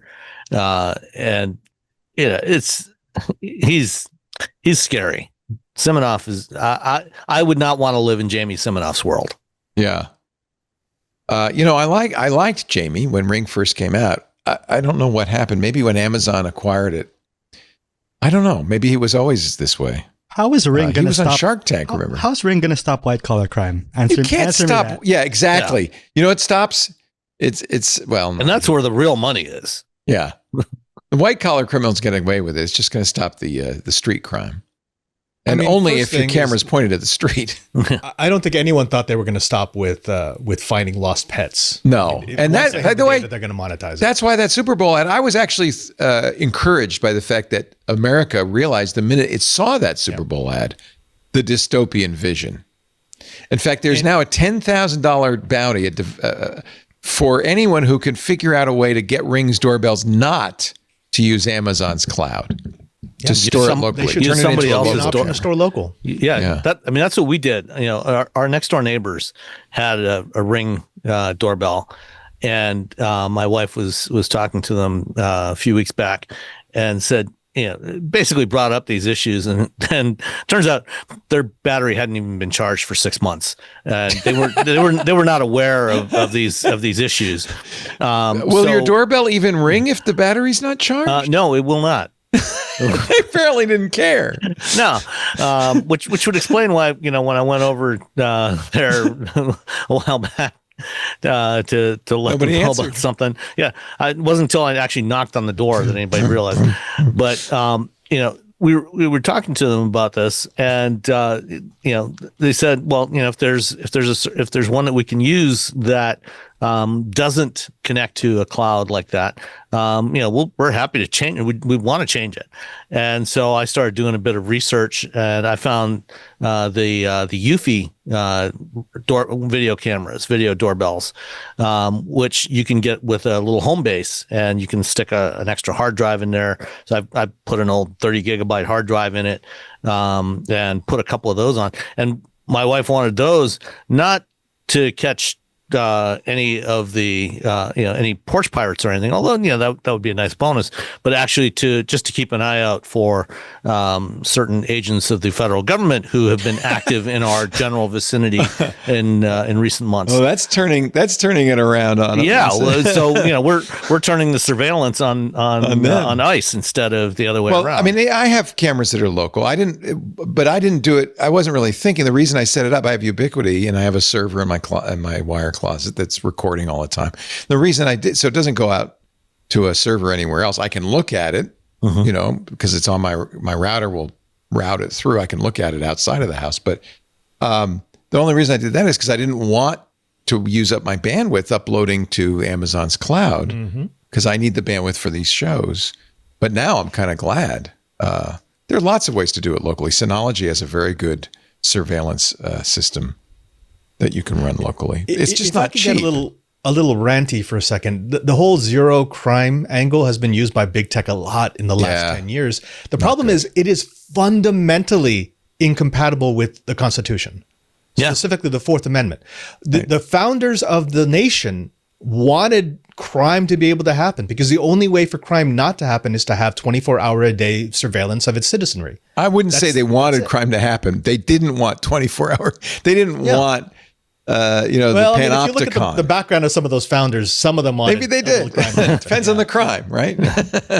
I think that's right. We understand that in order to preserve liberties, you can't have perfect surveillance.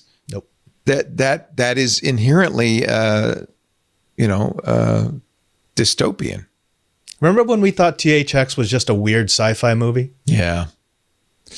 Anyway, Fulu, which apparently has a bounty program, has a bounty for taking the Ring video doorbell and making it. Oh, I guess it's kind of like a GoFundMe. They raise donations, and then if you come up with a way to do this, they'll publish it, and everybody can take advantage of it. Nobody has yet. I wonder if Claude could make a new firmware for a Ring Video doorbell. I bet you. Shot. That would be awesome. I would You might need some hardware skills. You might need some hardware skills. There is a risk trusting too much to the cloud. Just look at this Amazon delivery van trapped in the mud in Essex. Is this the GPS? It apparently followed the GPS and drove out into a tidal sandbar and then got stranded when the water came in. They call it the deadliest footpath in Britain. This is where the adulting thing comes back in. It's like, okay, it's one thing to use GPS for some guidance, but when you are driving out this little pier and you're looking out and seeing nothing but water, perhaps it's time to stop and back up. But if this is the case, I think it is. The driver was he was calling dispatch saying, "Are you sure I'm supposed to go down this route?" And they said, "No, follow the GPS exactly." This is a 600-year-old footpath. They call it the Broomway. It goes 6 miles. It's a unique right-of-way which requires both caution and specialist knowledge to navigate safely. It's not suitable for vehicles. People are advised only to walk there accompanied by a guide who knows the mud flats. There's a big warning. But yeah, if you're an Amazon delivery driver, there's cameras on you, there's monitoring, and you're going to do what the company tells you to do, even if it ends up. I think this was a case of malicious compliance. I think they knew what was going to happen. All right, if you say so. Another scene from The Office. This happened in The Office. That's right. Michael drove off the road, didn't he? Or was it Dwight? No, it was they Michael. were going together. It was Michael. He was just following the GPS blindly. Yeah, just following the GPS knows. All right, I think I think this brings us to our car segment. Let me take a break and we'll go to the car segment with Sam Abul Samad. You're watching This Week in Tech. Love to have you guys with me. I could hang out all day here. I probably will. With Father Robert Balasser, Sam Abul Samad, Nicholas De Leon. Great to have all three of you. Our show today brought to you by ExpressVPN. Have you ever browsed in incognito mode? It's probably not as incognito as you think. Google recently settled a $5 billion with a B lawsuit after being accused of secretly tracking users in incognito mode. Google's defense? Your Honor, incognito does not mean invisible. In fact, it's not. All your online activity is still 100% visible to third parties unless you use ExpressVPN, the only VPN I use and trust. When I go online, especially when I'm traveling in airports and other countries, ExpressVPN is my go-to. Why does everyone need ExpressVPN? Well, without ExpressVPN, these third parties can still see every website you visit, even in incognito mode. Your internet service provider, your mobile network provider, the admins of your Wi-Fi network. Why is ExpressVPN the best VPN? Well, it hides your IP address, which means it's very difficult for third parties to track your online activity. It's super easy to use. You fire up the app, you click one button, you get protected. It works on everything you've got, phones, laptops, tablets, so you can stay private on the go and at home. Rated number 1 by top tech reviewers like CNET and The Verge. Secure your online data today by visiting expressvpn.com/twit. That's EXPRESS VPN.com/twit to find out how you can get up to 4 extra months. expressvpn.com/twit. We thank them so much for their support of This Week in Tech. So Tesla's got the Robotaxi. Yeah, right. They call it that. So far, it's in Austin. Since they launched in June of last year, what is that, 7 months ago, 14 incidents. In fact, roughly 5 more crashes a month added. That's just the ones that the safety monitor on board wasn't able to avoid by hitting the kill switch. Wow. 5 new crash reports in January.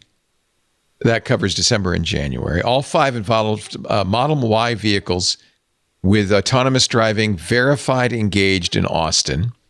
Collision with a fixed object at 17 miles an hour while the vehicle was driving straight. Okay, you should never, I think, run into a fixed object. I mean, that just seems like you're driving into a wall. I don't get it. a crash with a bus while the Tesla was stationary. Well, that's not the Tesla's fault, is it? I don't think. A collision Probably with not. No, the bus ran into it. Unless it Of was. course, well, where was the Yeah, Tesla? Where was it? Yeah. Well, I mean, this is one of the problems. So all this data is coming from the NHTSA, the National Highway Traffic Safety Administration's Standing General Order, which is one of the few things that Pete Buttigieg actually did right while he was Secretary of Transportation. Back in 2022, they put out this order that all automakers and developers of automated driving systems had to anytime that there was a crash where anything from a level 2 driver assist system up to a level 4 automated system was active at the time of the crash, regardless of whether it was at fault or not. But if the system was active and there was a crash, they had to submit that data to NHTSA for this database. And for some inexplicable reason, if you go through the data sets, all the other companies, they basically put all the information in there about what happened, where it happened. They might, redact, the exact software version number, but they put most of the really relevant data in there. For some reason, they have allowed Tesla to basically redact almost everything. It's proprietary information. We have almost no information about any of these crashes. So it's very, it's of limited value other than knowing just how many crashes there are. It's crashing 4 times more often than Tesla's own numbers for a normal human driver in a minor collision. 8 times more often than police reported crashes, according to NHTSA. Meanwhile, Waymo has logged over 127 million driverless miles with no safety driver, no monitor, no chase car. And they have 51 incidences. In other words, much better than a human. Wait, they have a monitor, though. Waymo has a monitor. Not in the vehicle. Well, in the Philippines. Tesla needs to follow the Waymo model and just have Filipino drivers. I mean, come on. Let's do this. The way Waymo is doing it is pretty fundamentally different. With the number of vehicles they have and the number of rides they're doing, there's not somebody constantly watching every single moment while those vehicles are in motion. They are there. There are monitors for usually several vehicles at a time, and they, what their primary role is when the vehicle detects that, hey. So they're not there to intervene, but when the vehicle that encounters a situation that it doesn't know how to handle or what it should do, then basically it alerts the monitor, and then the monitor provides some guidance. And they're not remotely driving it. They provide some hints for what it should do, or for example, if it's allowed to violate a rule, like for example, crossing a double yellow line to get around a construction zone that it wasn't aware of, things like that. There were some stories that we all saw that said that Waymos are pretty much just remote controlled from the Philippines. That's not true. That's not true. Okay. It's when they're conflicted. But Sam, quick question. Does the Waymo system then integrate those hints into its training? Does it learn? So that is it learning from that? So the system that information does get incorporated into future iterations of the software. So when they're encountering scenarios that the system is unable to deal with, it's not always, or we don't know how long it takes before that arrives in a new version of software in the fleet. It's not happening instantaneously. Right. As we saw, for example, there were a number of incidents in Austin in the latter part of 2025 where Waymo vehicles were not stopping properly for school buses. It took, they did ultimately fix that, but or at least they claim to have fixed it. Apparently, there's still been some incidents with that. Is it the case, though? I mean, robo-taxis, the Tesla cars aside, that in general, these automated things are safer than human drivers, right? That's where the problem lies. We don't really know, because the safety of human drivers varies wildly depending on the conditions. The number of crashes human drivers have varies wildly. So about half of all fatal crashes in the United States happen on rural roads. You know what's not operating on any rural roads? Right. Robotaxis. Right. So the rate of crashes in the urban environments that these things are operating in is very different than it is, for example, on highways or on rural roads at nighttime or in bad weather. And so we don't really know what the basis for comparison is for any of these companies, for Waymo or for Tesla or anybody else. And it's really only valid to compare like for like, in the same situations. Waymo says that at no point do the remote drivers, whether they're in the Philippines or half of them are in the Philippines, they say they have 2 other offices in Arizona and Michigan. At no point do they directly control, steer, or drive the vehicle. That's interesting. So they aren't ever remote control driving. Right. And that's the case for all of these other companies. Zoox, they will help Emotional, the car. Yeah, because there's too much latency. You can't. Involved. It's not fast enough. That makes sense. It's not reliable enough to do that. And, the communications can drop out. And, so, there have been companies that have tried that. There was a company called Phantom Auto that, I got a demo at CES in like 2018 or something where we were driving around Las Vegas and the vehicle was being operated by a remote driver back in Mountain View. That's not a very robust solution. Yeah, that makes sense. You can't see everything. Yeah. You can't act fast enough if there's an issue. That kind of makes sense. That's not the ideal way to do it. What is Tesla doing? They used to have safety drivers. Now they have chase cars, right? In their robotaxi. They had safety monitors. They've never had safety drivers. They were just sitting next to the. They were sitting in the front passenger seat. Okay. With their finger hovering over a stop button on the screen. Just like my driver training teacher. Yeah. When they had that brake pedal. That extra brake pedal on the left on the right hand side. So you could slam on the brakes if you were doing the wrong thing. I don't know if they still do that. They did it in California. You had to take driver's training before you could graduate from high school. When I was a kid, I felt for that guy. That poor guy's got to sit next to 3 teenagers who've never driven before. All he has is a brake pedal. I feel like he should be crossing himself the entire time. I remember teaching my daughter to drive, and the only way I could get through it without screaming, my wife was the one who started, and she would scream. And Abby would ah! So finally I got to do it. And the only way I could keep myself from screaming is by saying, well, I'm going to die. And that's okay. I'm prepared. Everybody's got to go sometime, right? Everybody's got to go sometime. I know I'm going to die.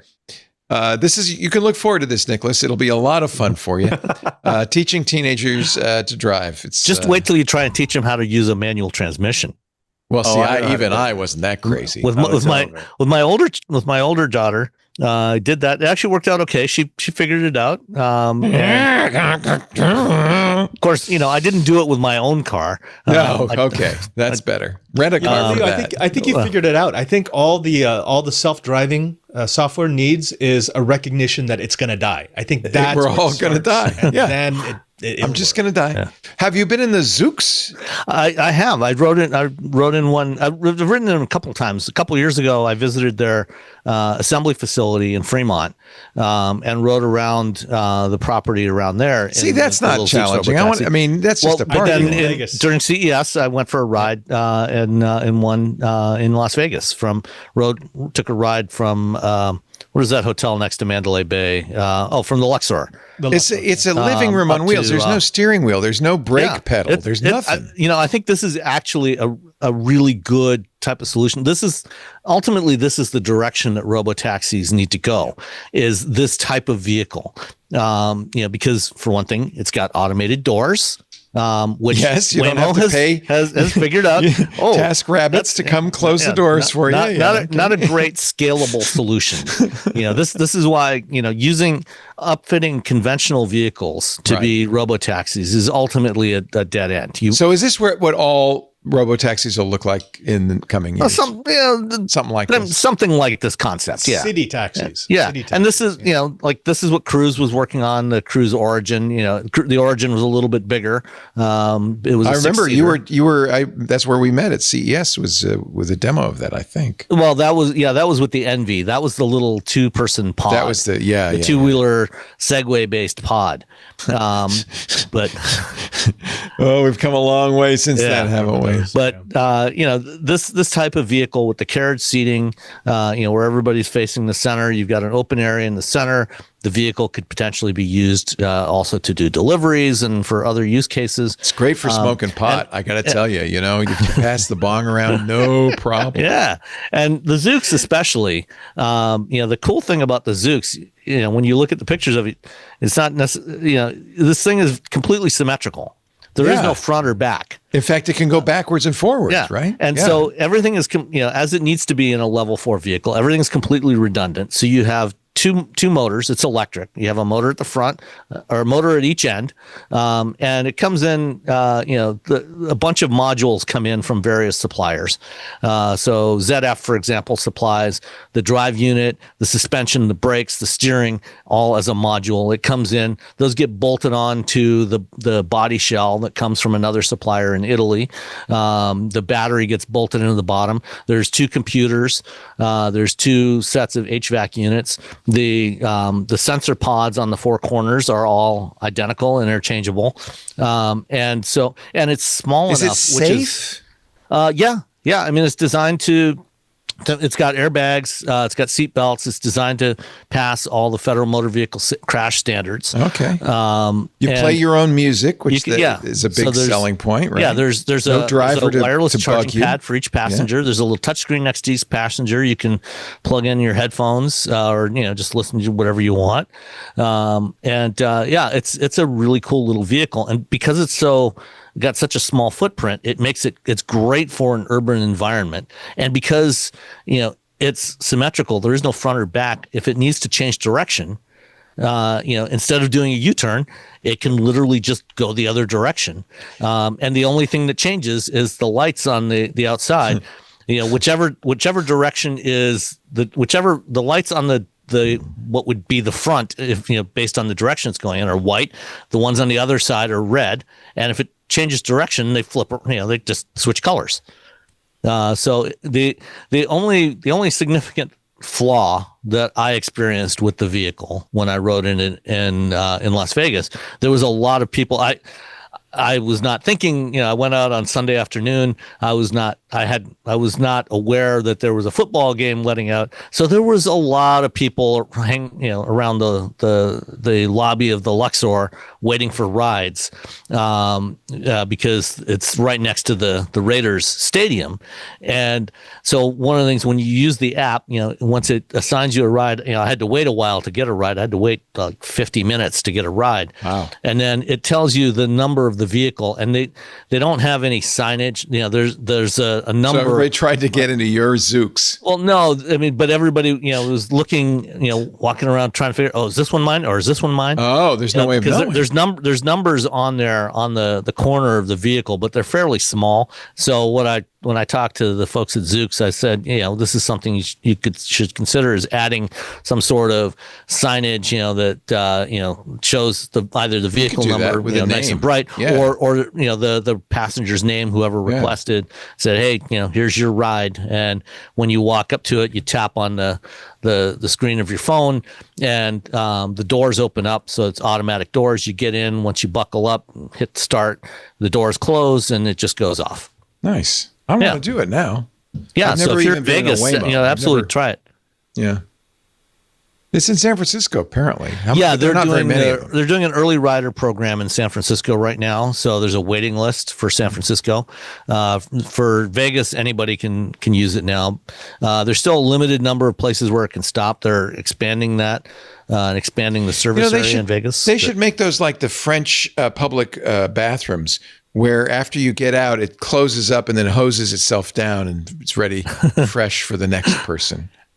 Well, Vegas this is uniquely good for Zooks because it's a very high density area, and most of the places that people want to go are on the same street. Right. So it's ideal for that. But like, for example, where my family lives in Henderson, I'd love for them to be able to have the Zooks app and just They call probably the don't Zooks, go but it out won't there. come out to Henderson. Yeah.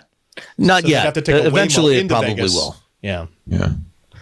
But one of the things to keep in mind when you are riding in any of these vehicles, whether it's Tesla, Waymo, Zoox, Motional, whoever, is you are being watched. You are on camera.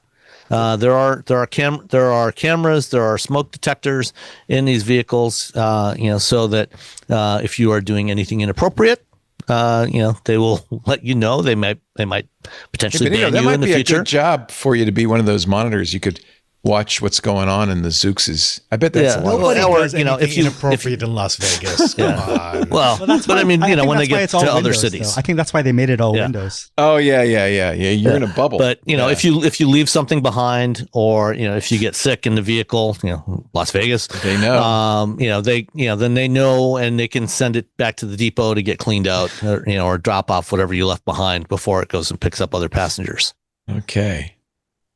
Hey, this weekend began with the Supreme Court overturning the administration's tariffs.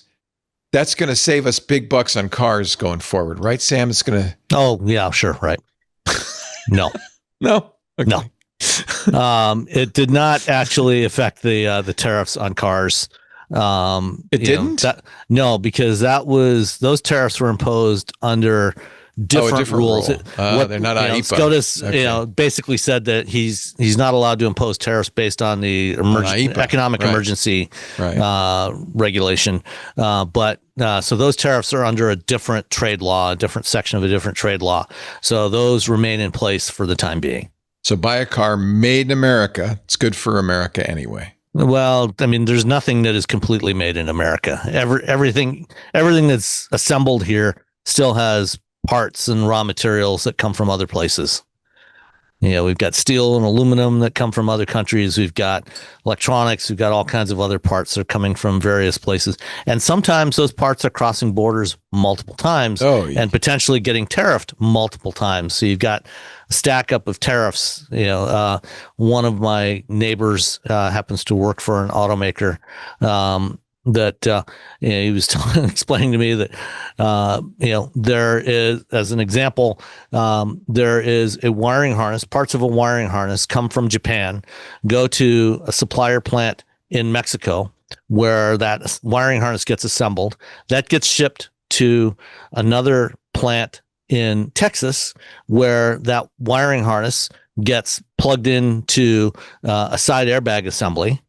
That subassembly now goes to another supplier in back in Mexico, where they assemble the seats. That side airbag gets put into the seat.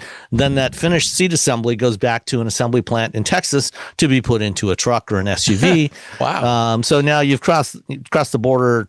Four. Is it tariffed each time it and, crosses that border? Potentially, yes. Wow. Depends on the specific parts and the materials and which borders it's crossing. It's estimated that there are parts that go into vehicles that may cross borders 7 or 8 times from raw material to finished vehicle. So we talk offline. I keep saying, well, what should I get this fall when my lease runs out on my EV? I like EVs, but it seems like EVs are not doing well in this country. Ford lost a lot of money, didn't they, on there? I liked my Mustang Mach-E. Yeah. They actually discontinued the Lightning. Well, this is, one of the problems. There was a lot of issues with product planning around EVs. The automakers made a lot of mistakes in terms of what types of vehicles to build as electric.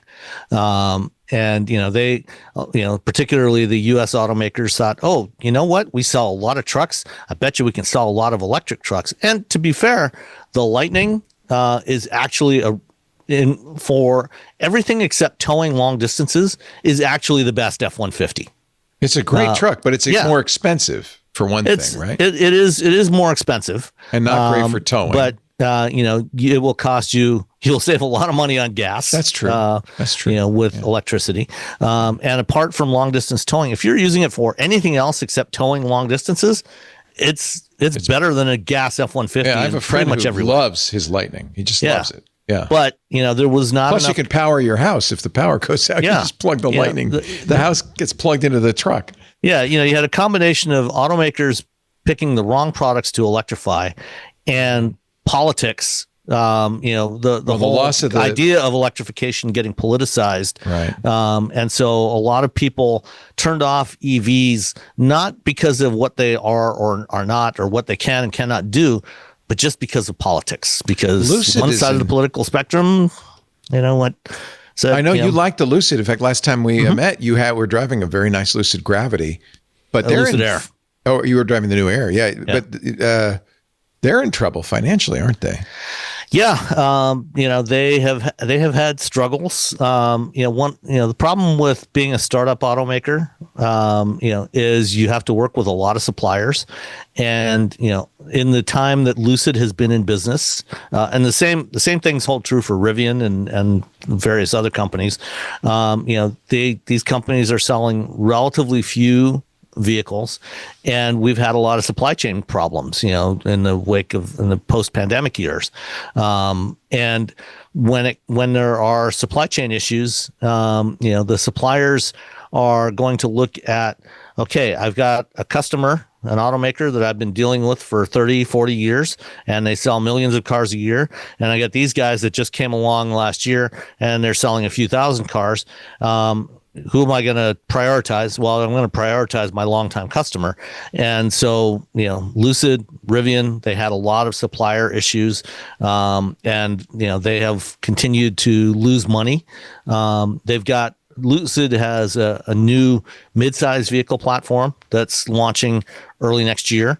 That will be significantly less expensive. It's designed much more for production.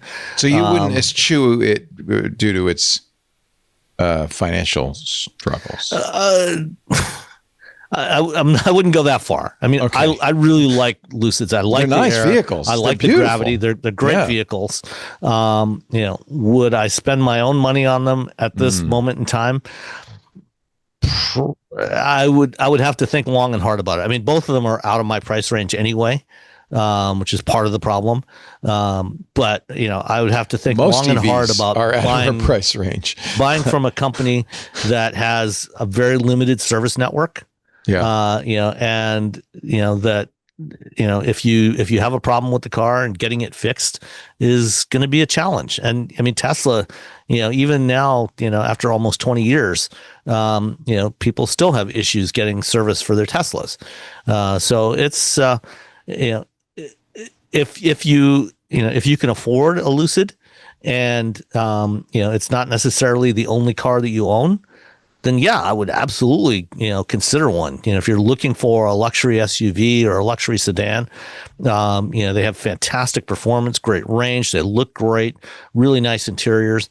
Just hope it doesn't go bad in any way. Well, that's why I say if as long as it's not your only vehicle, right? In our case, we bought it. We finally bought our first EV last year. You have a Kia, right? We bought a Kia EV6, and those are great looking, and they're not expensive or less expensive. And it's especially not expensive if you buy it used.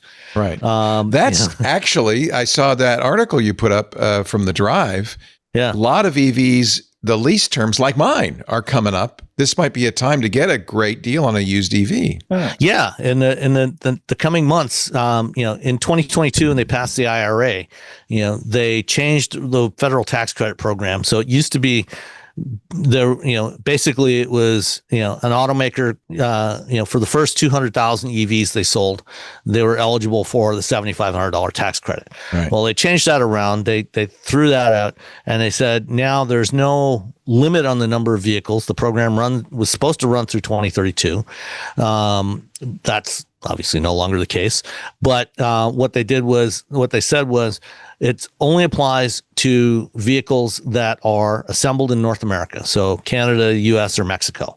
And they also had to have a certain percentage of the content of the battery had to be sourced in North America. So that really reduced the number of vehicles that were eligible. But there was a whole other section of the IRA that was for tax credits for commercial vehicles. Now, what that was meant for was, vehicles used for businesses, like trucks, vans, things like that. And those commercial vehicle tax credits did not have those same content restrictions. So what some automakers figured out was, you know what? When we lease a vehicle, we're not actually selling it to the consumer. We are selling it to another company, to the leasing company. And that is a commercial sale. That's not a retail sale. And so we can claim the $7,500 tax credit on that commercial sale. And then the leasing company is leasing it to the end customer, and they're just passing along that, and I think Kia was actually the first one to do this. And the IRS looked at what they were doing and said, yeah, that passes the letter of the law. So go ahead and keep doing it. So everybody started doing this. So on leases, they were, even for vehicles that were produced outside of North America, they were passing along those $7,500 tax credits towards the lease payment. So it lowered the lease payment. So you had, a combination, especially in some states like Colorado, where they also had a $5,000 state tax credit.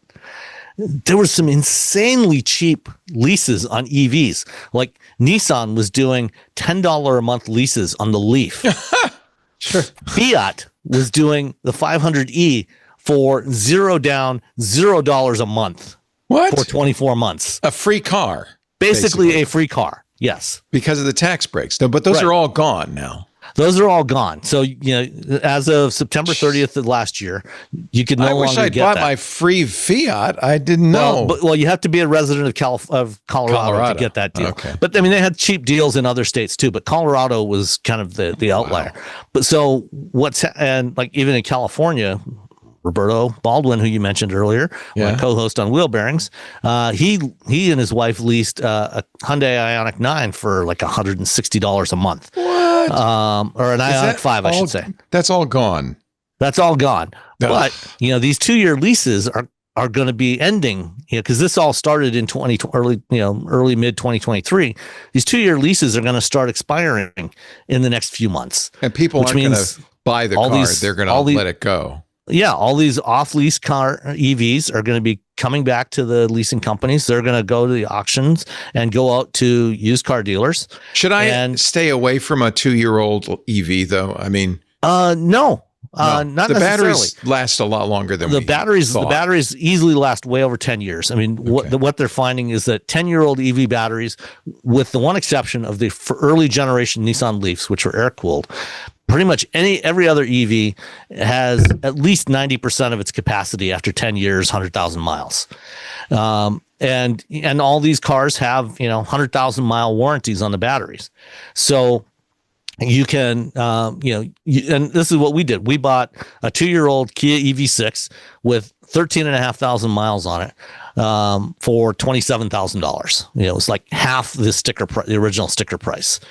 And so, you're going to see all these off-lease EVs coming back into the market, and they're going to be selling really cheap. So if you're interested in trying out an EV, this is a great opportunity, over the course of the next year or so, year and a half, to buy one of these used. And all, part of these lease deals, these low price lease deals, they were limited to like 10,000 miles a year. So most of these cars are going to have less than 20,000 miles mileage. Wow. So they're practically new.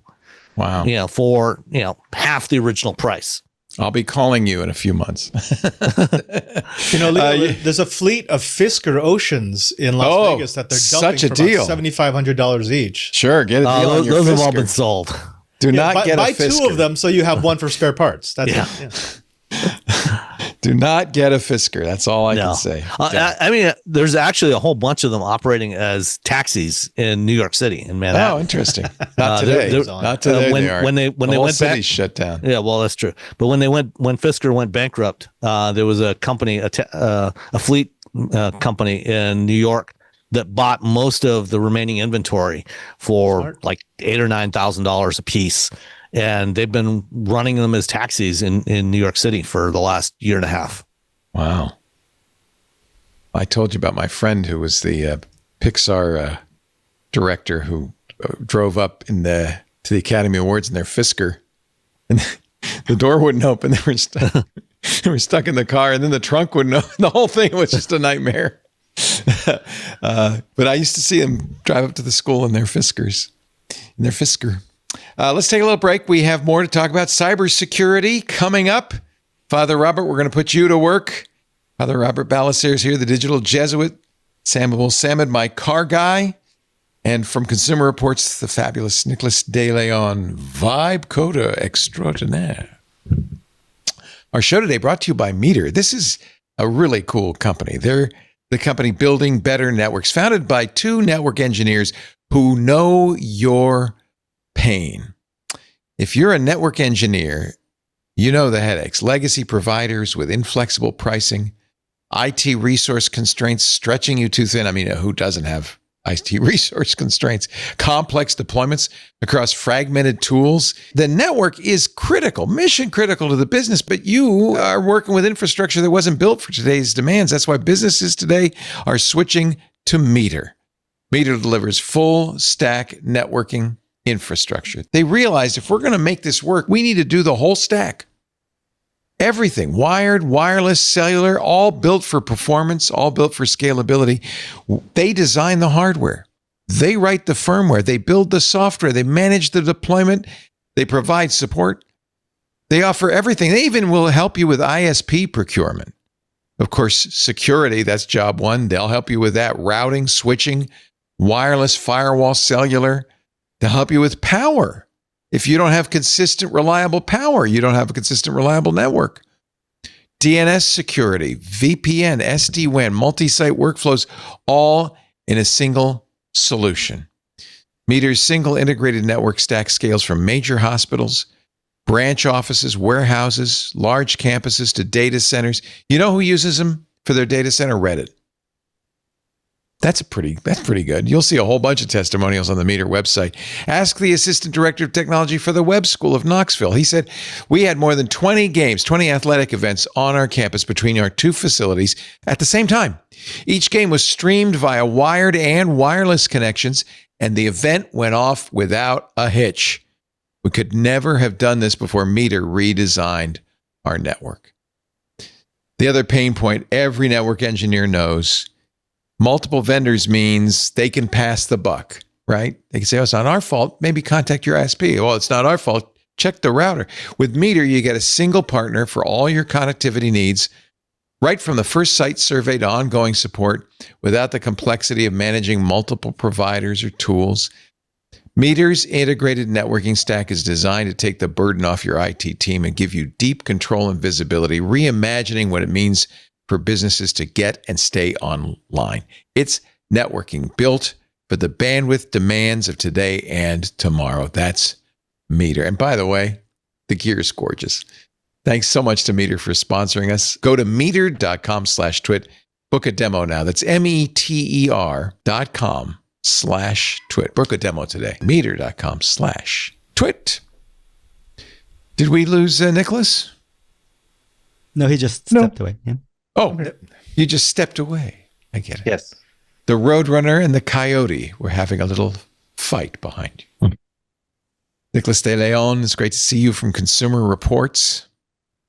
You just did an article on Signal, which I think everyone should read. Actually, I Courtney didn't write it. A colleague of mine. I wanted to promote it, actually. Yeah, I mean, there's been a lot of stuff happening in the United States the past couple of weeks. I don't think we need to go into the details necessarily.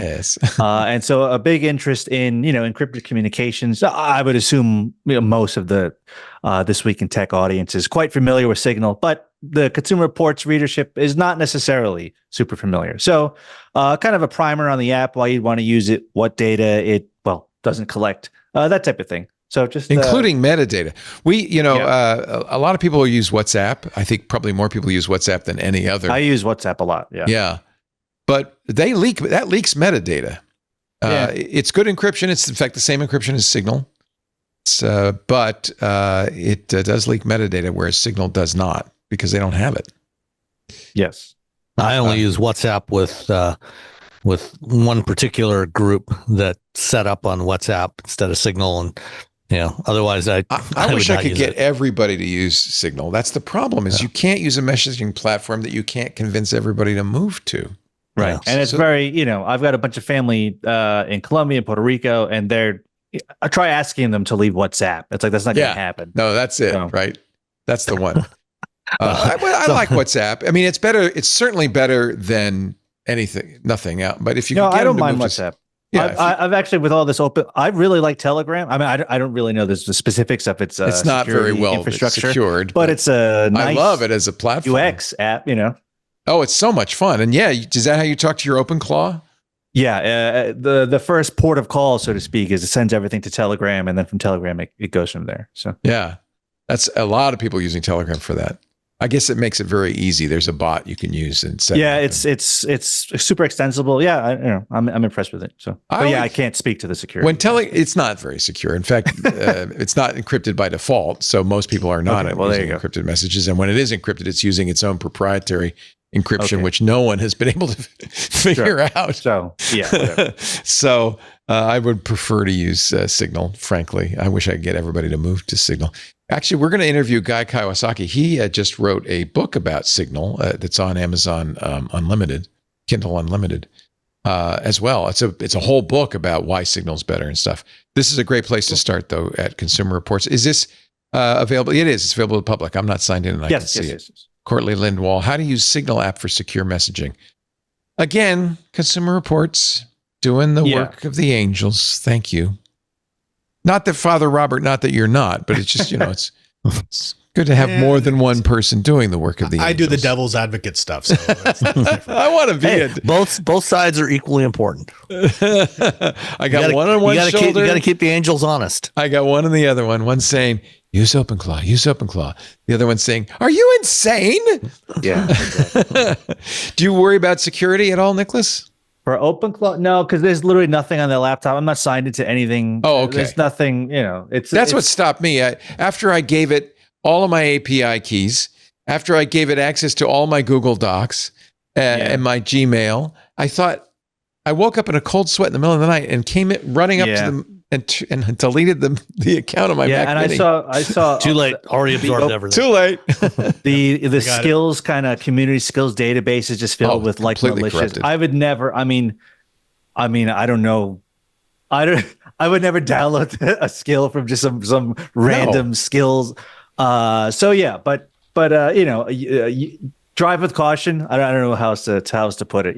Use some common sense, I suppose. But yeah, it's on a laptop that there's literally nothing on it. So it's funny. I was watching some YouTube guy on OpenClaw.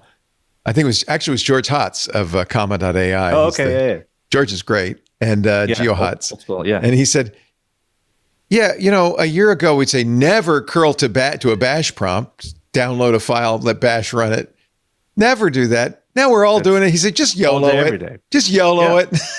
Curl to a bash prompt. That's fine. What could possibly go wrong? What could possibly go wrong? Well, let me tell you. PayPal, this is our cybersecurity and breach segment, and there's quite a few stories here. PayPal has disclosed a data breach that's been exposing user info for 6 months, just 6 months. But PayPal doesn't know much about you, does it? No. This one's pretty bad. This one is. Tell us about it. So back in last year, July 1st of 2025, they made a code update to enable their PayPal Capital, their loan program, basically.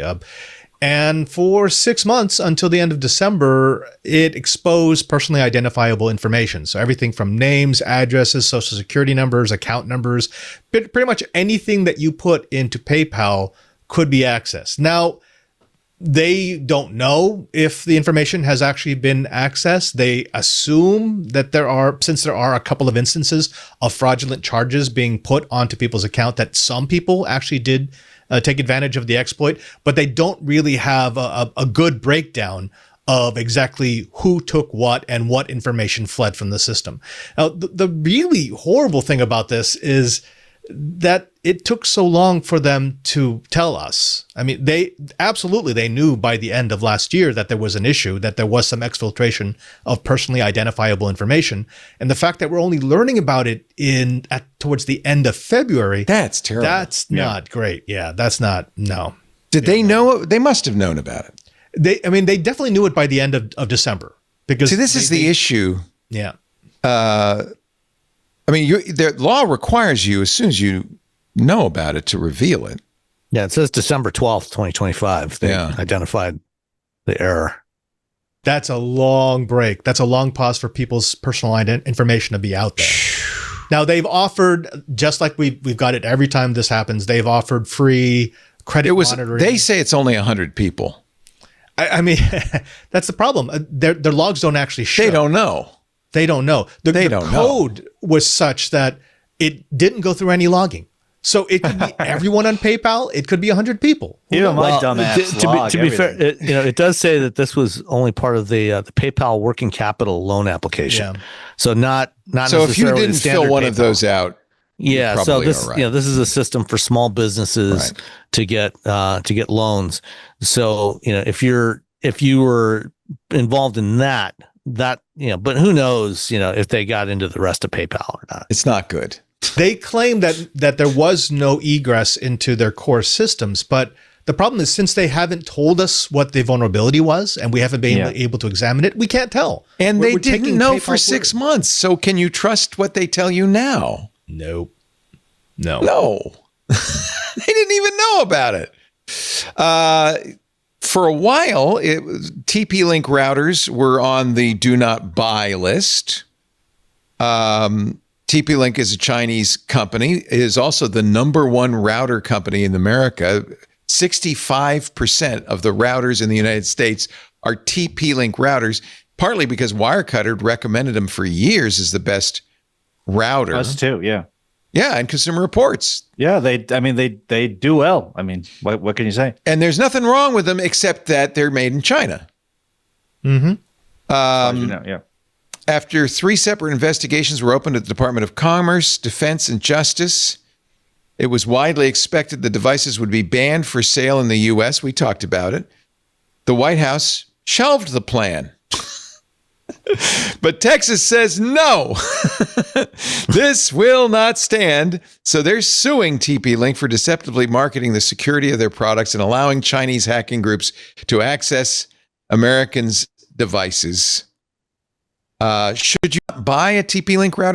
Are we recommending against them now? Or well, I could say, I'm on the router beat at CR, so I remember when this story broke in the Journal, I guess a little more than a year ago.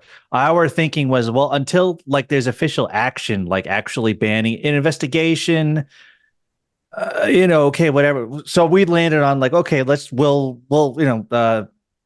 steady as she goes, I suppose.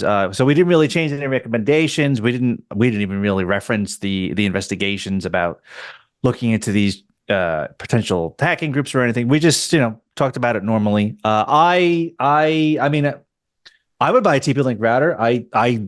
I think I have an Asus router randomly, but I would have no problem. I mean, look, my stuff has been hacked so many times. Well, that's American the thing. So it doesn't. Every router, is subject to this. MikroTik, TP-Link, Linksys. I go on and on because they're bugs, and people don't update the firmware of their router. They're not even kind of aware of it. Your Asus updates automatically, which is a good thing, as does my Ubiquiti. we do rate. We give a number rating to the router security, and a big part of that weight comes from does the firmware update automatically? Right. We want the firmware to update automatically. I know a lot of nerds no, I want to update the firmware on my own, which I understand and I appreciate. But for the average person, this stuff should just be updating. Yes. Come on.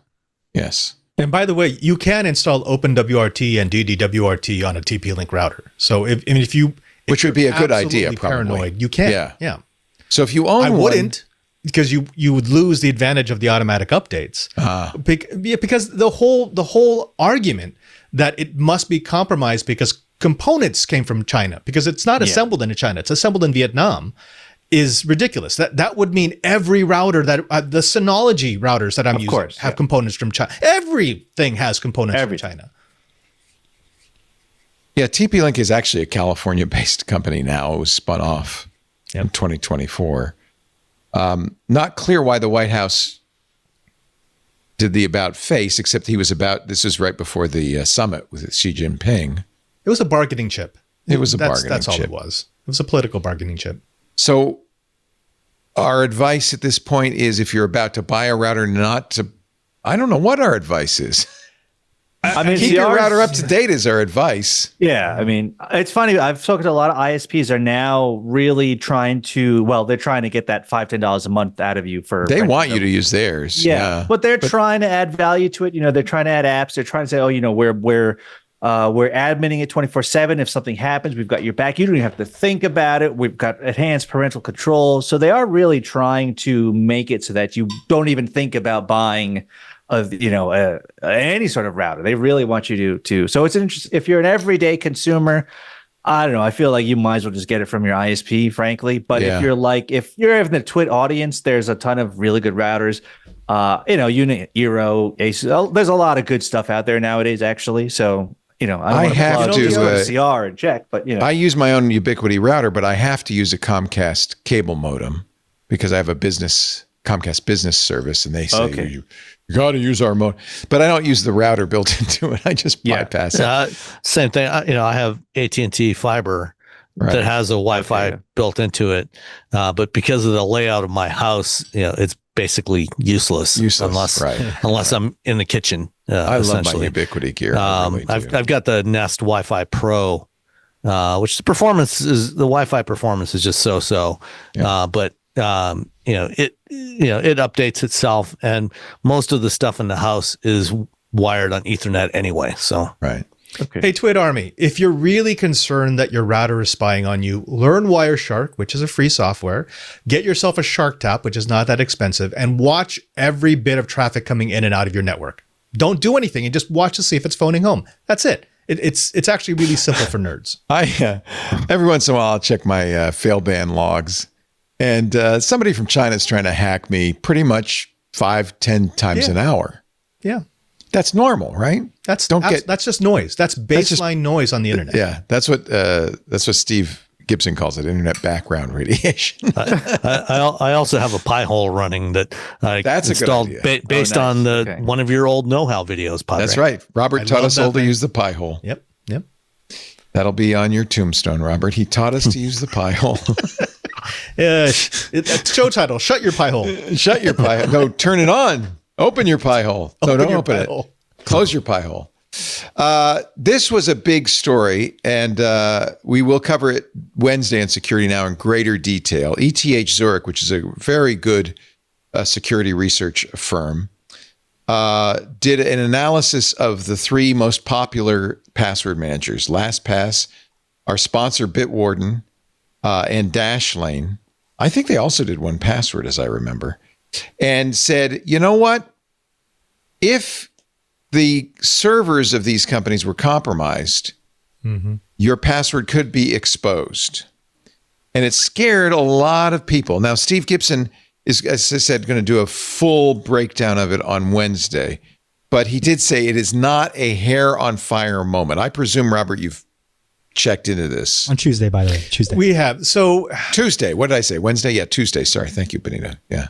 The attack was actually quite novel. I like what they did. The issue is that it doesn't really expose malfeasance on the part of these companies or incompetence on the part of these companies.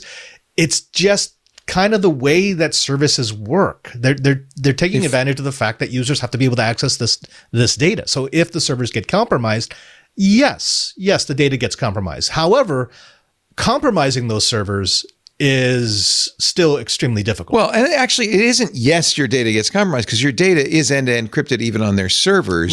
Right. It's just easier for them. This is why you probably should use, at least in the case of Bitwarden, a memory hardened PBKDF. I use Argon 2, which is better than the PBKDF. And you should use as many iterations as it will let you use. All of that will help you. You should use a strong password. That will help you as well. And at least in the case of our sponsor, Bitwarden, you can run your vault locally. You can run. Correct. But not that I think my security would be better. I figure Bitwarden's going to do a better job of securing the vault than I am. Let's put it that way. More likely to. Well, we used to think that about LastPass too. Yeah, and LastPass that was a big problem. LastPass was compromised, and that's when I switched from LastPass to 1Password. Me too. I switched to Bitwarden for that very reason. And in fact, a number of people with Bitcoin wallets say now apparently they didn't have their password derivative function was one iteration, which is the default for a long time on LastPass. So it was relatively easy to crack their passwords, and they claimed their wallets were emptied by people who had the vault. I haven't heard anything recently about that, so maybe they got everything they want. The bad guys got everything they wanted. Bitwarden said Bitwarden's never been breached and believes third-party assessments like these are critical to continue providing state-of-the-art security. In other words, they said thank you. They did, in fact, say thank you, ETH Zurich, for your insights and commitment to password security. As did LastPass, our security team is grateful for the opportunity to engage with ETH. Dashlane said, in fact, that the problem was the use of legacy cryptography. This is part of the problem, is in order to preserve backward compatibility, a lot of these companies support older, less secure encryption models. Yeah. Dashlane says, we have removed support for this legacy crypto. These downgrade attacks are no longer possible. So the good news is all three companies have responded and presumably are doing what they can to protect you. And it really is an edge case because it was a malicious server attack, which uses a server that has been owned to force the password managing services to downgrade their encryption. Right. So highly unlikely, although, as you pointed out, it did happen. It happened. To our former sponsor. All right. So, I thought we should talk about it here just because I'm sure people have seen the story and are concerned. Steve said it's not a cause for concern, but we will go in depth on security now. Actually, it's a cause for celebration because you had a researching entity, ETH, which did responsible disclosure, and you had three vendors who did responsible responses. That's how it's supposed to work, right? I mean, this should not be a red carpet moment for bad actors. This is just how it should work in the security field. Yeah. And by the way, I checked my Bitcoin wallet. I wish it had been emptied. At least somebody would get my Bitcoin, but no, it's still got Someone took all my Dogecoin. Somebody took your Dogecoin? No, you sold it. You sold it. I sold that long ago. Did you make a killing on the Doge? I did. I didn't sell it at the highest, but I sold it pretty high. So that's nice. Yeah. Speaking of problems, the entire Mississippi health system was shut down. Clinics had to be shut down statewide due to ransomware. I don't normally do these stories, but it's kind of good once in a while to remind you this is out there. The attack was launched on Thursday, compromised the medical center's systems, its electronic health records platform, and its IT network. They had to shut down all the clinics across the state. Bad guys, stop attacking hospitals. Do you guys watch The Pit? That's the storyline that just came up on the most recent episode. Really? Yeah, a ransomware attack against a hospital. Actually, against multiple hospitals. This will never not happen. Hospitals will always be an IT sore because you don't want to put patient safety against password security. Right. It's no. So come on, let's get some honor among these thieves. Just stop attacking schools, hospitals, city governments. The entire British NHS went down for how long because their system was attacked? Go ahead and attack Jaguar. That's fine. or whatever. Who was it that was brought? Rolls. It was, Royce? it was Jaguar Land Rover. Tata bought Jaguar, and then they hired their own cybersecurity firm, which was garbage. The entire network was flat, which meant you got in one place, you got everything. You got it all. Nice. Yay! And they asked for a handout from the British government because they were down for a month. That's pricey. It's okay because they weren't building any Jaguars anyway. I mean, what were they building? Just some Land Rovers, but no, they ended production of everything except the F-Pace last year, or no, like over a year ago. So I can't Sam, buy that I gotta ask you, XKE. I want an electric XKE. Sam, do you like the new Jaguar logo? I am not a fan. Let's put it that way. That's what I thought. Fake job recruiters hid malware in developer coding challenges. Oh, no. This is from the Reg. I love the Reg. Actually, bleeping computer. Sorry about that. A new variation of the fake recruiter campaign from North Korean threat actors targeting JavaScript and Python developers with cryptocurrency-related challenges. Solve those challenges. Win big prizes. So let me ask a question that's somewhat related to this. If these guys were to start putting some of this malicious code out there into the ether, and we're getting AI models like Claude Code and Codex and whatever else trained on this stuff that's floating around out there, what do you think the odds are that we're going to start seeing some of this malware appearing in code that's been generated by these various systems? On purpose, yes. 100%. I mean, we already do that at DEF CON. Some AI suites are really good at generating exploits. They're also very good at detecting it. You remember when Anthropic released their latest model, they set it off with some basic tools, nothing even very fancy, a Python interpreter and some basic tools. They found 500 vulnerabilities in open source projects. Yeah, they can be used. Sam, what you're talking about is poisoning the well, and we proved long ago that it's actually pretty easy to poison an AI well. Okay, I think in the long run, for it's somebody a net like positive. Nicholas, creating his they're not going to website and podcast. They're not going to include malware by accident in code. The good news is I think modern AI models are much less likely to do buffer overflows and other common programmer errors. They're not going to make the assumptions humans make all the time. They know better. So I think it's going to be a net gain. Is what I see this discussion on X, like you said, Leo. There's a lot of AI discussion on X still. Yeah.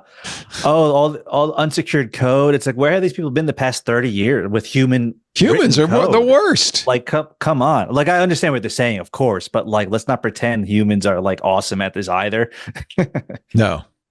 Here's some good news. Dutch Defense Secretary, remember that there was some concern about buying the U.S. F-35 fighter plane because there was a kill switch.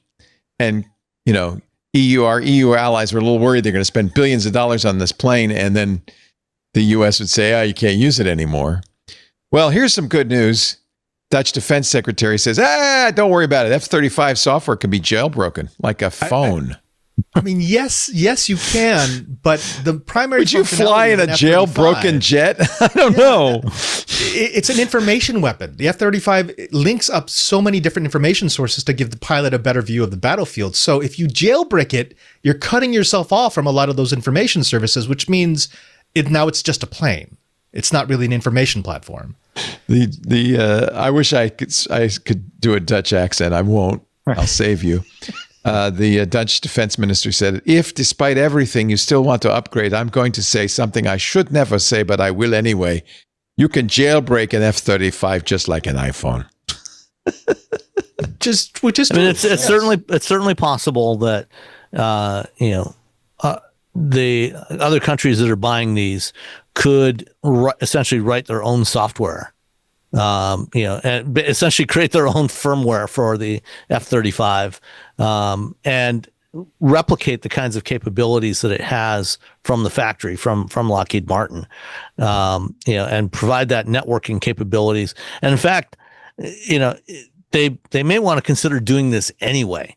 Just jailbreak the damn thing. Then you could put, Candy Crush on it, and you can really enjoy your flight next time. Te maken met integreren inderdaad van die software. Maar dat kunnen wij ook zelf. En waarom kunnen we het zelf? Omdat we heel veel jaren hebben gedaan. Waar mag dat? Nee, maar dat gaat niet om. We have a lot of Dutch listeners, so they're very happy now. Leo, they need to bring back the PSA ads from 2004. You wouldn't download a car. Oh, remember those? You wouldn't fly a jailbroken You'd go to a plane. movie and they would say, you're a crook, so stop. I just paid $25 to see this movie and you're accusing me of pirating it? Please. I wonder if the F-35 has an app store. No, just use F-Droid. It's okay. Let's take a little break. And then we have a few final words to wrap up this fabulous edition. I hate to break up a good thing, but I smell spaghetti. My wife's making spaghetti sauce downstairs, so I can smell it, and it's good. It's good. I bet you smell some good things up there in your little eyrie in Rome, Father Robert Ballaser. Depends which way the wind is blowing. As always, Robert is coming to us from the Vatican City. Are you in Vatican City? No.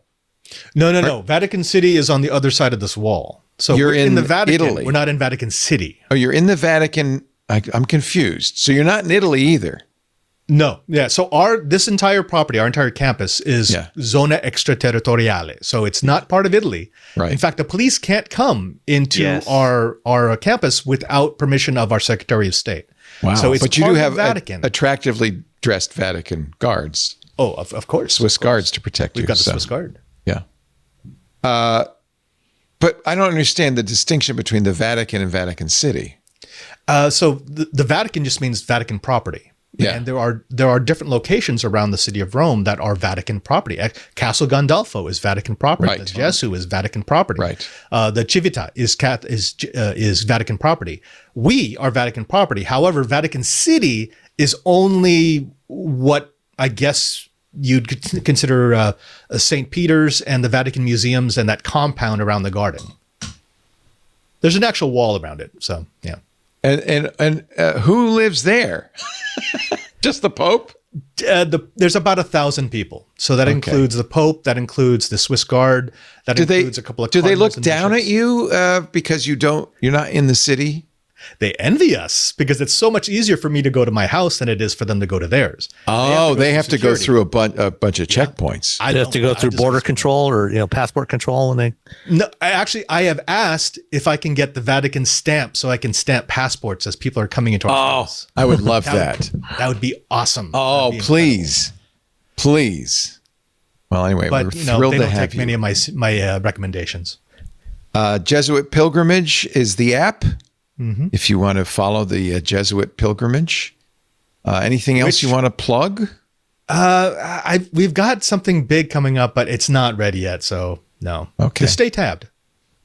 Well, of course. And you could follow Padre SJ on your Blue Sky. Is that the best place to follow your stuff? It really is. Okay. Although mostly it's just cats and rants about what's going on in the U.S. The Vaticats are still going, right? They're still going. Oh, one of the Twit Army sent me a link. There's a game, an Indiana Jones video game, where one of the missions is to go inside the Vatican and take pictures of cats. So, Italy is funny about its cats. It is. Speaking of Indiana Jones, do you guys watch Shrinking? There, in the latest episode, there was a fun little Indiana Jones Easter egg in there. Because Harrison Ford, of course, is the star of Shrinking. Yes. Did he refer to Indiana Jones in some way? Not explicitly. You'll have to watch it too. You have to know. It's like an Easter egg. Yeah. My wife didn't realize what it was. I explained to her what it was. That's actually a very funny show. It reminds me I should be watching that. Sam Abul Samed's podcast is called Wheel Bearings. You can find it at wheelbearings.media with Nicole and Robbie. He's also VP of Research at Telemetry. What you working on these days? I've got a brand new white paper coming out this week on automated trucking. Ooh. So check the telemetryagency.com website probably tomorrow or the day after. Didn't the president pardon the guy who scammed everybody with an automated... Anthony Lewandowski. Yes, I believe that he pardoned him during the first administration. Oh, okay. Yeah, it's hard to keep track. But this is all. Yeah, this report is about automated trucking and kind of the. Is it coming soon to a highway near me? It's probably not near you, not in California anytime soon, because they still don't allow automated trucks without safety drivers. And actually, they don't allow automated trucks at all on public roads in California.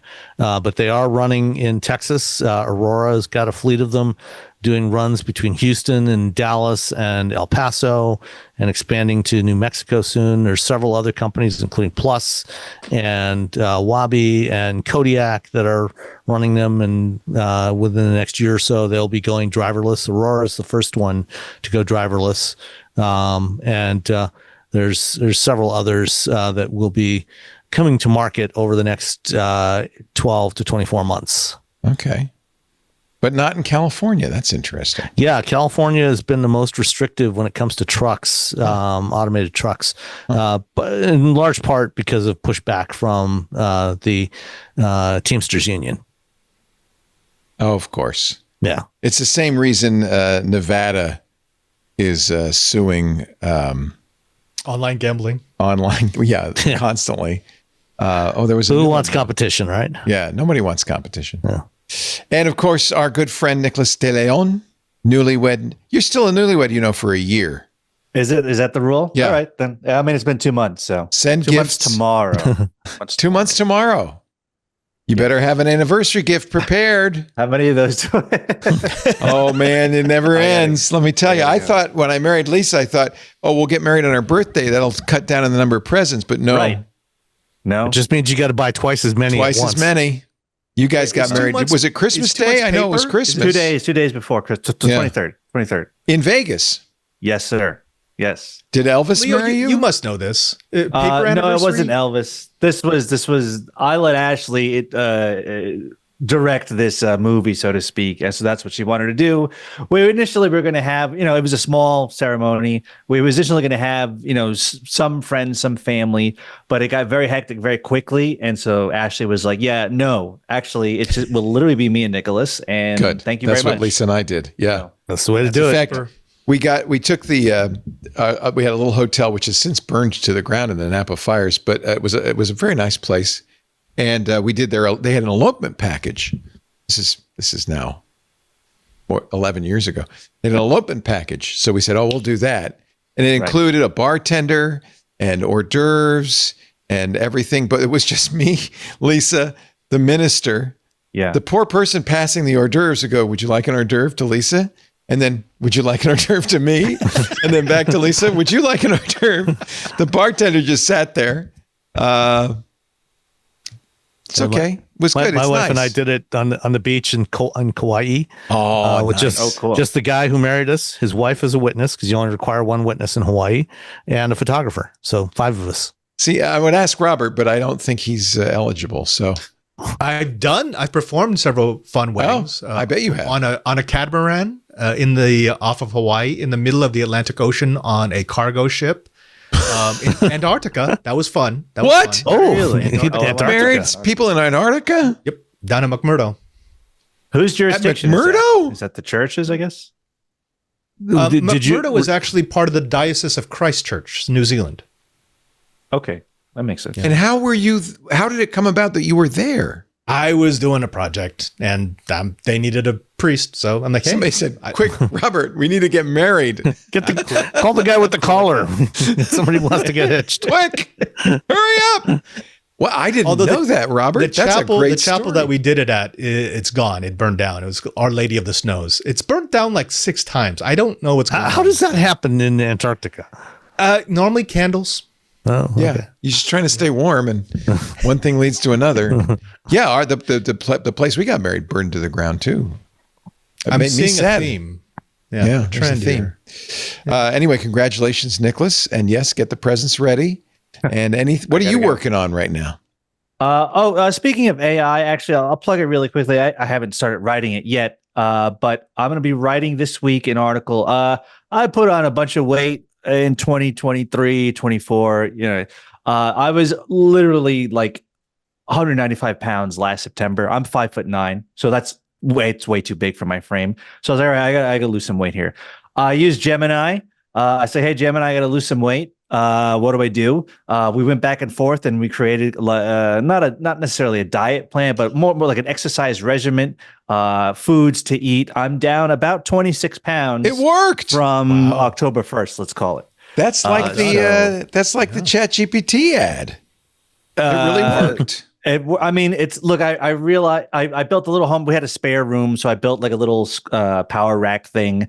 Nice. I'm lucky. I work from home. I don't have a commute. I had the spare room. I had the money to build little. You don't have a wife downstairs making bolognese. I'm the cook, and that's just I cook 6 times a week. I'm the cook. Oh, you're the cook. I cook 6 times a week.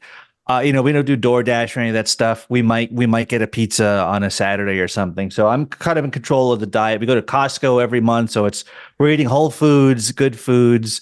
Between just kind of like maybe increasing my protein intake and watching what I'm eating and walking and exercising them down. By the time this article is published in a week or two, it'll be around 30 pounds. Wow! And so the headline is kind of like AI helped me use 30 pounds or whatever the case might be. I could write an article, AI helped me lose sleep. I could ask my editor. Not lose weight. You know what? Give yourself a little credit, Nicholas. The AI can recommend. You did all the work. You followed the rules. I understand. I mean, that was, and I can't publish the entire conversation. It's long and insane, but like, really I do realize that I'm the one in there lifting the weights. I'm the one, ensuring that I'm eating, you did it. I did it. I don't mind eating chicken breast twice a week. I don't mind. I enjoy repetitive things. I don't know what else to say. So it's like, the problem I always had with like exercise was like, okay, how much weight do I lift? How many reps? When should I increase the weight? Do I stay on this for 2 weeks? Do I say it is like, I had no idea. So Gemini was like, lots of information is valuable. Yeah. Yeah. And so I followed it to a T. So I should take it back. AI did help me lose weight in my wallet. Does that count? I say so. I mean, mass is mass, I guess. Yeah. Nicholas De Leon, Consumer Reports senior technology reporter. Great to have you as well. Our show today brought to you by Shopify. Have you ever thought of starting your own business? You got a great idea, but those pesky little details can get in the way. How do you charge people? Who's going to design your website? How do you handle fulfillment? I know what it's like. I've been there. In fact, I've watched my own kids doing exactly this, start their own business. But you know what? They got it done with Shopify. Ooh! Shopify is the commerce platform behind millions of businesses around the world, from household names like Heinz and Mattel to brands just getting started like my kids, Salt Hank's Salt Lovers Club, that whole thing. Shopify helped him build a beautiful online store that matches his brand's unique style, and they can do exactly the same for you. Shopify also helps with marketing. Easily create email and social media campaigns wherever your customers are scrolling or strolling. And of course, Shopify is your commerce expert with world-class expertise in everything. And of course, let's not forget that iconic purple Shop Pay button that's used by millions of businesses around the world. It's why Shopify has the best converting checkout on the planet. It's time to turn those what ifs into with Shopify today. Sign up for your $1 per month trial right now at shopify.com/twit. Go to shopify.com/twit. That's shopify.com/twit. Worked for my kid. It's nice to not have to send him an allowance. Shopify. Thank you, Shopify. I love this story. I don't know. It's not really. Tom's Hardware. Clever. This is a clever idea. In a blindfolded test with audiophiles. You know how audiophiles, golden ears. I can tell that $3,000 cable is going to sound better. Audiophiles in a blind test couldn't tell the difference between audio signals sent through copper wire, a banana, or wet mud. The mud should sound perfectly awful, but it doesn't. There's a pickle. It's actually, the credit goes to DIY Audio. Moderator there set up an experiment. Pano, the moderator, invited other members on the forum. See, these are people who go to this forum, they're golden ears, to listen to various sound clips with 4 different versions, one from the original CD, the other 3 recorded through 180 centimeters of pro audio copper wire, 20 centimeters of wet mud, 120 centimeters of old microphone cable soldered to U.S. pennies, which, by the way, are not copper, they're zinc, right, with a little copper clad, and via a 13-centimeter banana. Initial tests show it's extremely difficult for listeners to correctly pick out which audio track used which wiring setup. The sounds, the amazing thing, says Pano, is how much alike these files sound. The mud should sound awful, but it doesn't. I guess they all conduct, right? Conductivity is conductivity. Here's the mud setup. It's like... So basically, after waiting a month for testers to submit the results were tabulated. And boy, even flipping a coin might have produced a better result. There are only 6 correct answers out of 43 guesses. 13.95% accurate. But keep going out and buying that gold wire. Okay. I just, mud. If it's wet enough. Right? This is not going to change the audiophiles' minds. They've already made the excuses for why this is a poor experiment, and their setup really works much better. And they can hear. And you know what? If they draw with a green Sharpie on the back of their CDs, it sounds better. Bingo. And to be fair, I have heard some awfully muddy audio through certain headphones. They use Joe Jackson. Somebody says, "Oh, nice. They use Joe Jackson." Yeah. I have to say, I have to send this article to my dad because he's like an aspirational audiophile, I guess you could say. He used to subscribe to Sound and Vision magazine. Oh yeah, that was me the too. first like tech thing that I read as like a 9-10-year-old. I had no idea that like that stuff existed, and so that was really my introduction to technology, so to speak. That magazine. You're not a real audiophile unless you've taken out a second mortgage to buy some monster cables. Let's put it out there. Yeah, I've heard that. Ironically, distilled water does not conduct very well at all. But if you put a little mud in it, it does a much better job. Ironically, even a banana. This is something for you as the cook of the family, Nicholas. Lab-grown meat exists, but nobody wants to eat it. Yeah. I always thought this would be the solution, right? To global warming, to food hunger. The FDA has approved cultivated chicken for sale in 2023. The price down to about $10 to $30 a pound. It's expensive. A lot of investors, $3 billion in investor money, poured into more than 175 companies. Developing meat grown from animal cells. So you take animal cells, you grow them in a vat. Right. So it's real meat, but you don't have an animal attached. You don't have to slaughter anything. You can eat beef without killing cattle, writes Digital Dive, chicken without industrial farming, steak without ethical compromise. The technology works. Federal regulators have approved it as safe. Nearly a third of U.S. states have banned it or are trying to.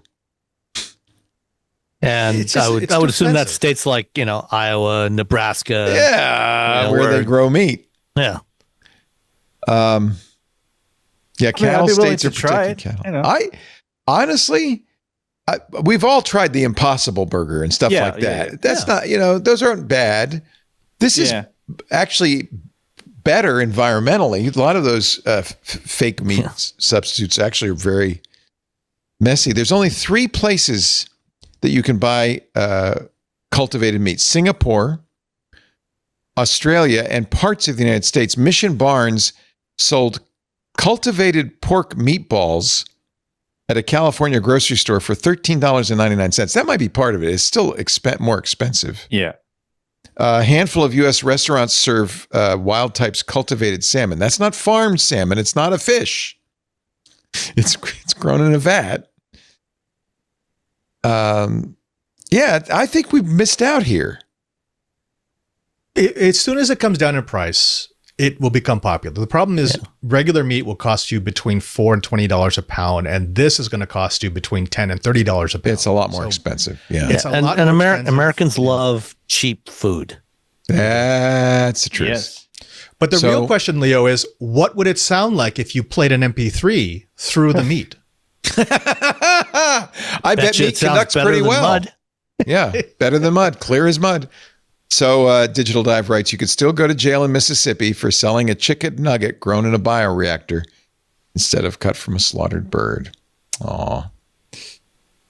Finally, I think this is just for historical reasons quite interesting.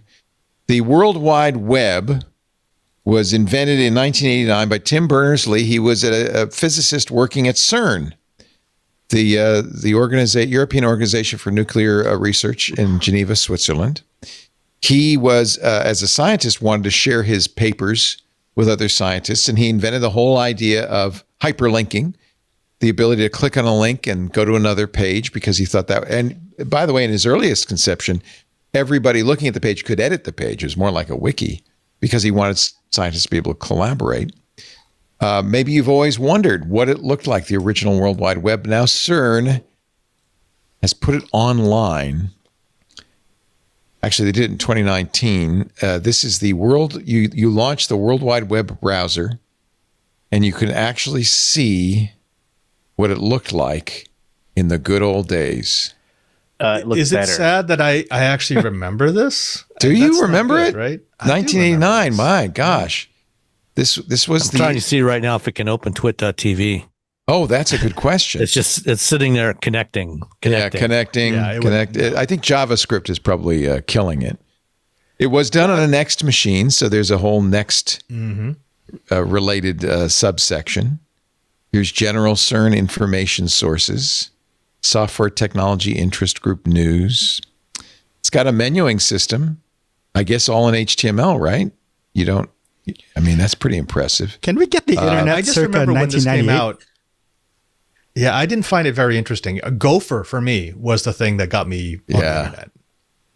So I was thinking about it. Have I ever experienced in my 40 years of covering technology, have I ever experienced anything quite as exciting and revolutionary as AI today? And the only thing that comes to mind is the first time I experienced the internet, not the World Wide Web, right? The internet. I was using a bulletin board system called The Well out of San Francisco, the Whole Earth Electronic Link that was created by Stuart Brand. And it turned out it was running on Unix machines. And if you knew the command, you were in the forums, if you knew the command, you could drop out of the forum onto a Unix command prompt where you could run Gopher and Archie and be on the internet. Now, the internet this must have been late 80s. No, it was before the web, so it must have been mid 80s. There wasn't a lot going on, but I was even then like, wow, there's all these people, there's all this stuff, there are all these resources, and I can get to it directly. This is amazing. That was the first time I felt that. And this AI thing I think it's even maybe more remarkable, but that's the only other thing I can remember is my first experience of the internet. Nicholas De Leon, everybody should get their Tucson news from his clanker. Yes, the site. clanker. Clanking away. Yeah. I just got the 6 p.m. So it goes at 6 a.m. and the whole pipeline goes off for everyone. And at 6 p.m., I get just a personal one on Telegram. I don't need Tucson's pretty small. You don't need two news feeds roundups. Yeah. Nice. And it worked great. Isn't it awesome? You said, Tucson, TucsonDailyBrief.com is the blog version. If you scroll to the bottom, there's the podcast link and the YouTube link, and that's it. Now, next step will be to have a video of you. I was thinking, like, how do I'm less familiar with the video generating models, but that would, of course, that would be, something to go along with the audio podcast and YouTube. So, yeah. Tucson is spelled with an extra C, I should mention. T-U-C, yeah. I guess that nobody... You know how to spell it, but no one in the world. It's almost as bad as Albuquerque. What is it with New Mexico? Or Ypsilanti. Or the South Pacific, the Southwest. Ypsilanti. Everybody knows how to spell Ypsilanti. Ypressalanti. Tixyz, right? Well, you got the YP right. Kind of went off the rails. But. Isn't Ypsilanti the placeholder whenever you have those templates? Is it? Ypsilanti pops up. It's better than Sault Ste. Marie. I'm just saying. That's true. Mr. Sam Abul Samad. Everybody knows how to spell that. He's at wheelbearings.media. VP Research and Telemetry. Thank you, Sam, so much. Great to see you, too. Thank you for having me back on again. This was always fun. I love having you on. Yeah. Sam and I, actually all three of you, I like exchanging emails with you guys. These are my buds. Father Robert Ballaser, the digital Jesuit, still stuck at the Vatican. They won't let him go home. Will not. They love you. That's why. Well, I think it comes down to familiarity. I've been here so long that they kind of just know that I'm going to be up on the roof doing my thing. Who's going to maintain the servers if they let you go? I remember. Oh, no, we've got people for that. I remember when they called you. You can't say no. I mean, you know. I said no 3 times. You tried. And then yeah. And you thought maybe it'd just be a few years, right? I thought it would be 1 year. Honestly. How long's it been? This is year 8. And is there a end in sight, or? Every time I try to plan that, fate laughs at me. I've even brought people into the team who each take part of my responsibility. No. And they haven't gotten the hint that they don't need me here anymore. Robert, you might as well just accept it. This is your calling. This is your calling, Robert. You're doing good work. It's not a bad city to be stuck in. I mean, Rome is beautiful. Oh man, I would love to live in Rome. I'm so jealous. I've told Lisa, I said, I want to move to Rome. She says, no. See, you love the history. You love the food. It doesn't knock you out, does it? It doesn't. It really doesn't. Every time I would go around a corner in Rome, there's there's a beautiful church or a painting, and you go, oh my God, this is history. I'll never forget. We're walking, we got lost. We're walking and there's like a hole in the ground. And there are all these cats in the hole in the ground. Argentina, I walk over. Yeah. And it's where Julius Caesar was murdered. It's the Forum. Yep. It's just a hole. That's 1 block away from our big church, the Jesse. So yeah, it's just right there. Hey, Robert, it could be worse. You could be assigned to like Dallas or Jacksonville.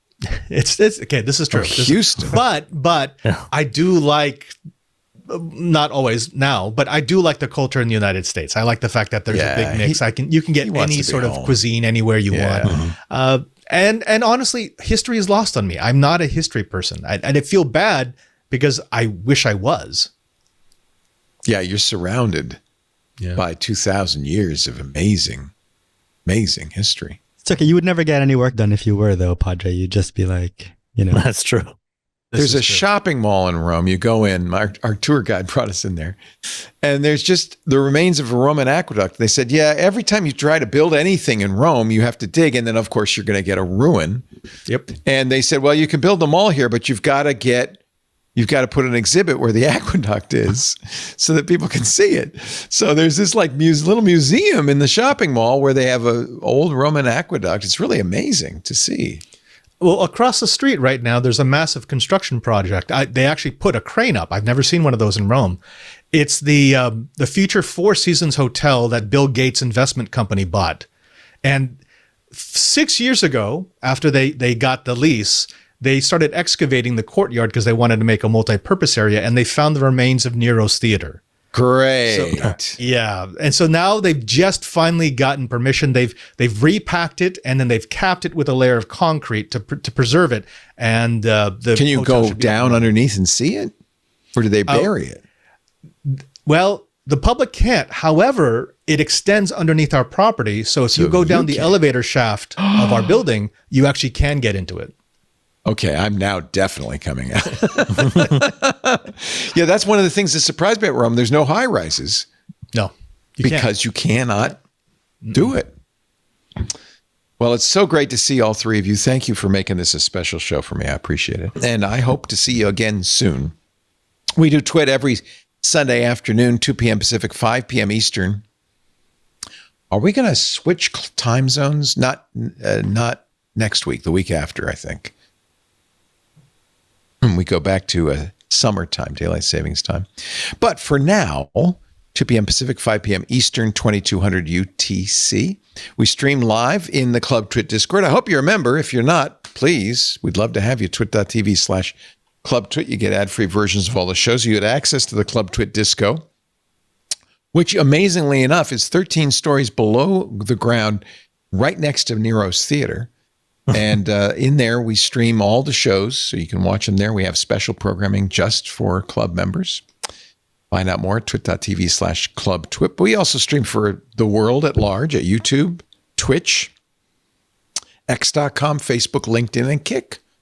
So do watch live if you want. You don't have to. On-demand versions of the show available. There's audio and video, your choice, at twit.tv, our website. There's also a YouTube channel dedicated to Twit. And of course, you can always subscribe in your favorite podcast player, and that way you'll get it automatically the minute we put it out, which will be in just a couple hours, because Benito and Kevin have to polish it up. Thank you for being here, everybody. 20 years we've been doing it. I'm looking for another 20 more, and then after that, it'll be my AI avatar for another 1,000 more. But I hope it will do as I have done for the last 20 years and say, thanks for joining us. We'll see you next time. Another Twit is in the can. This Bye-bye. is amazing.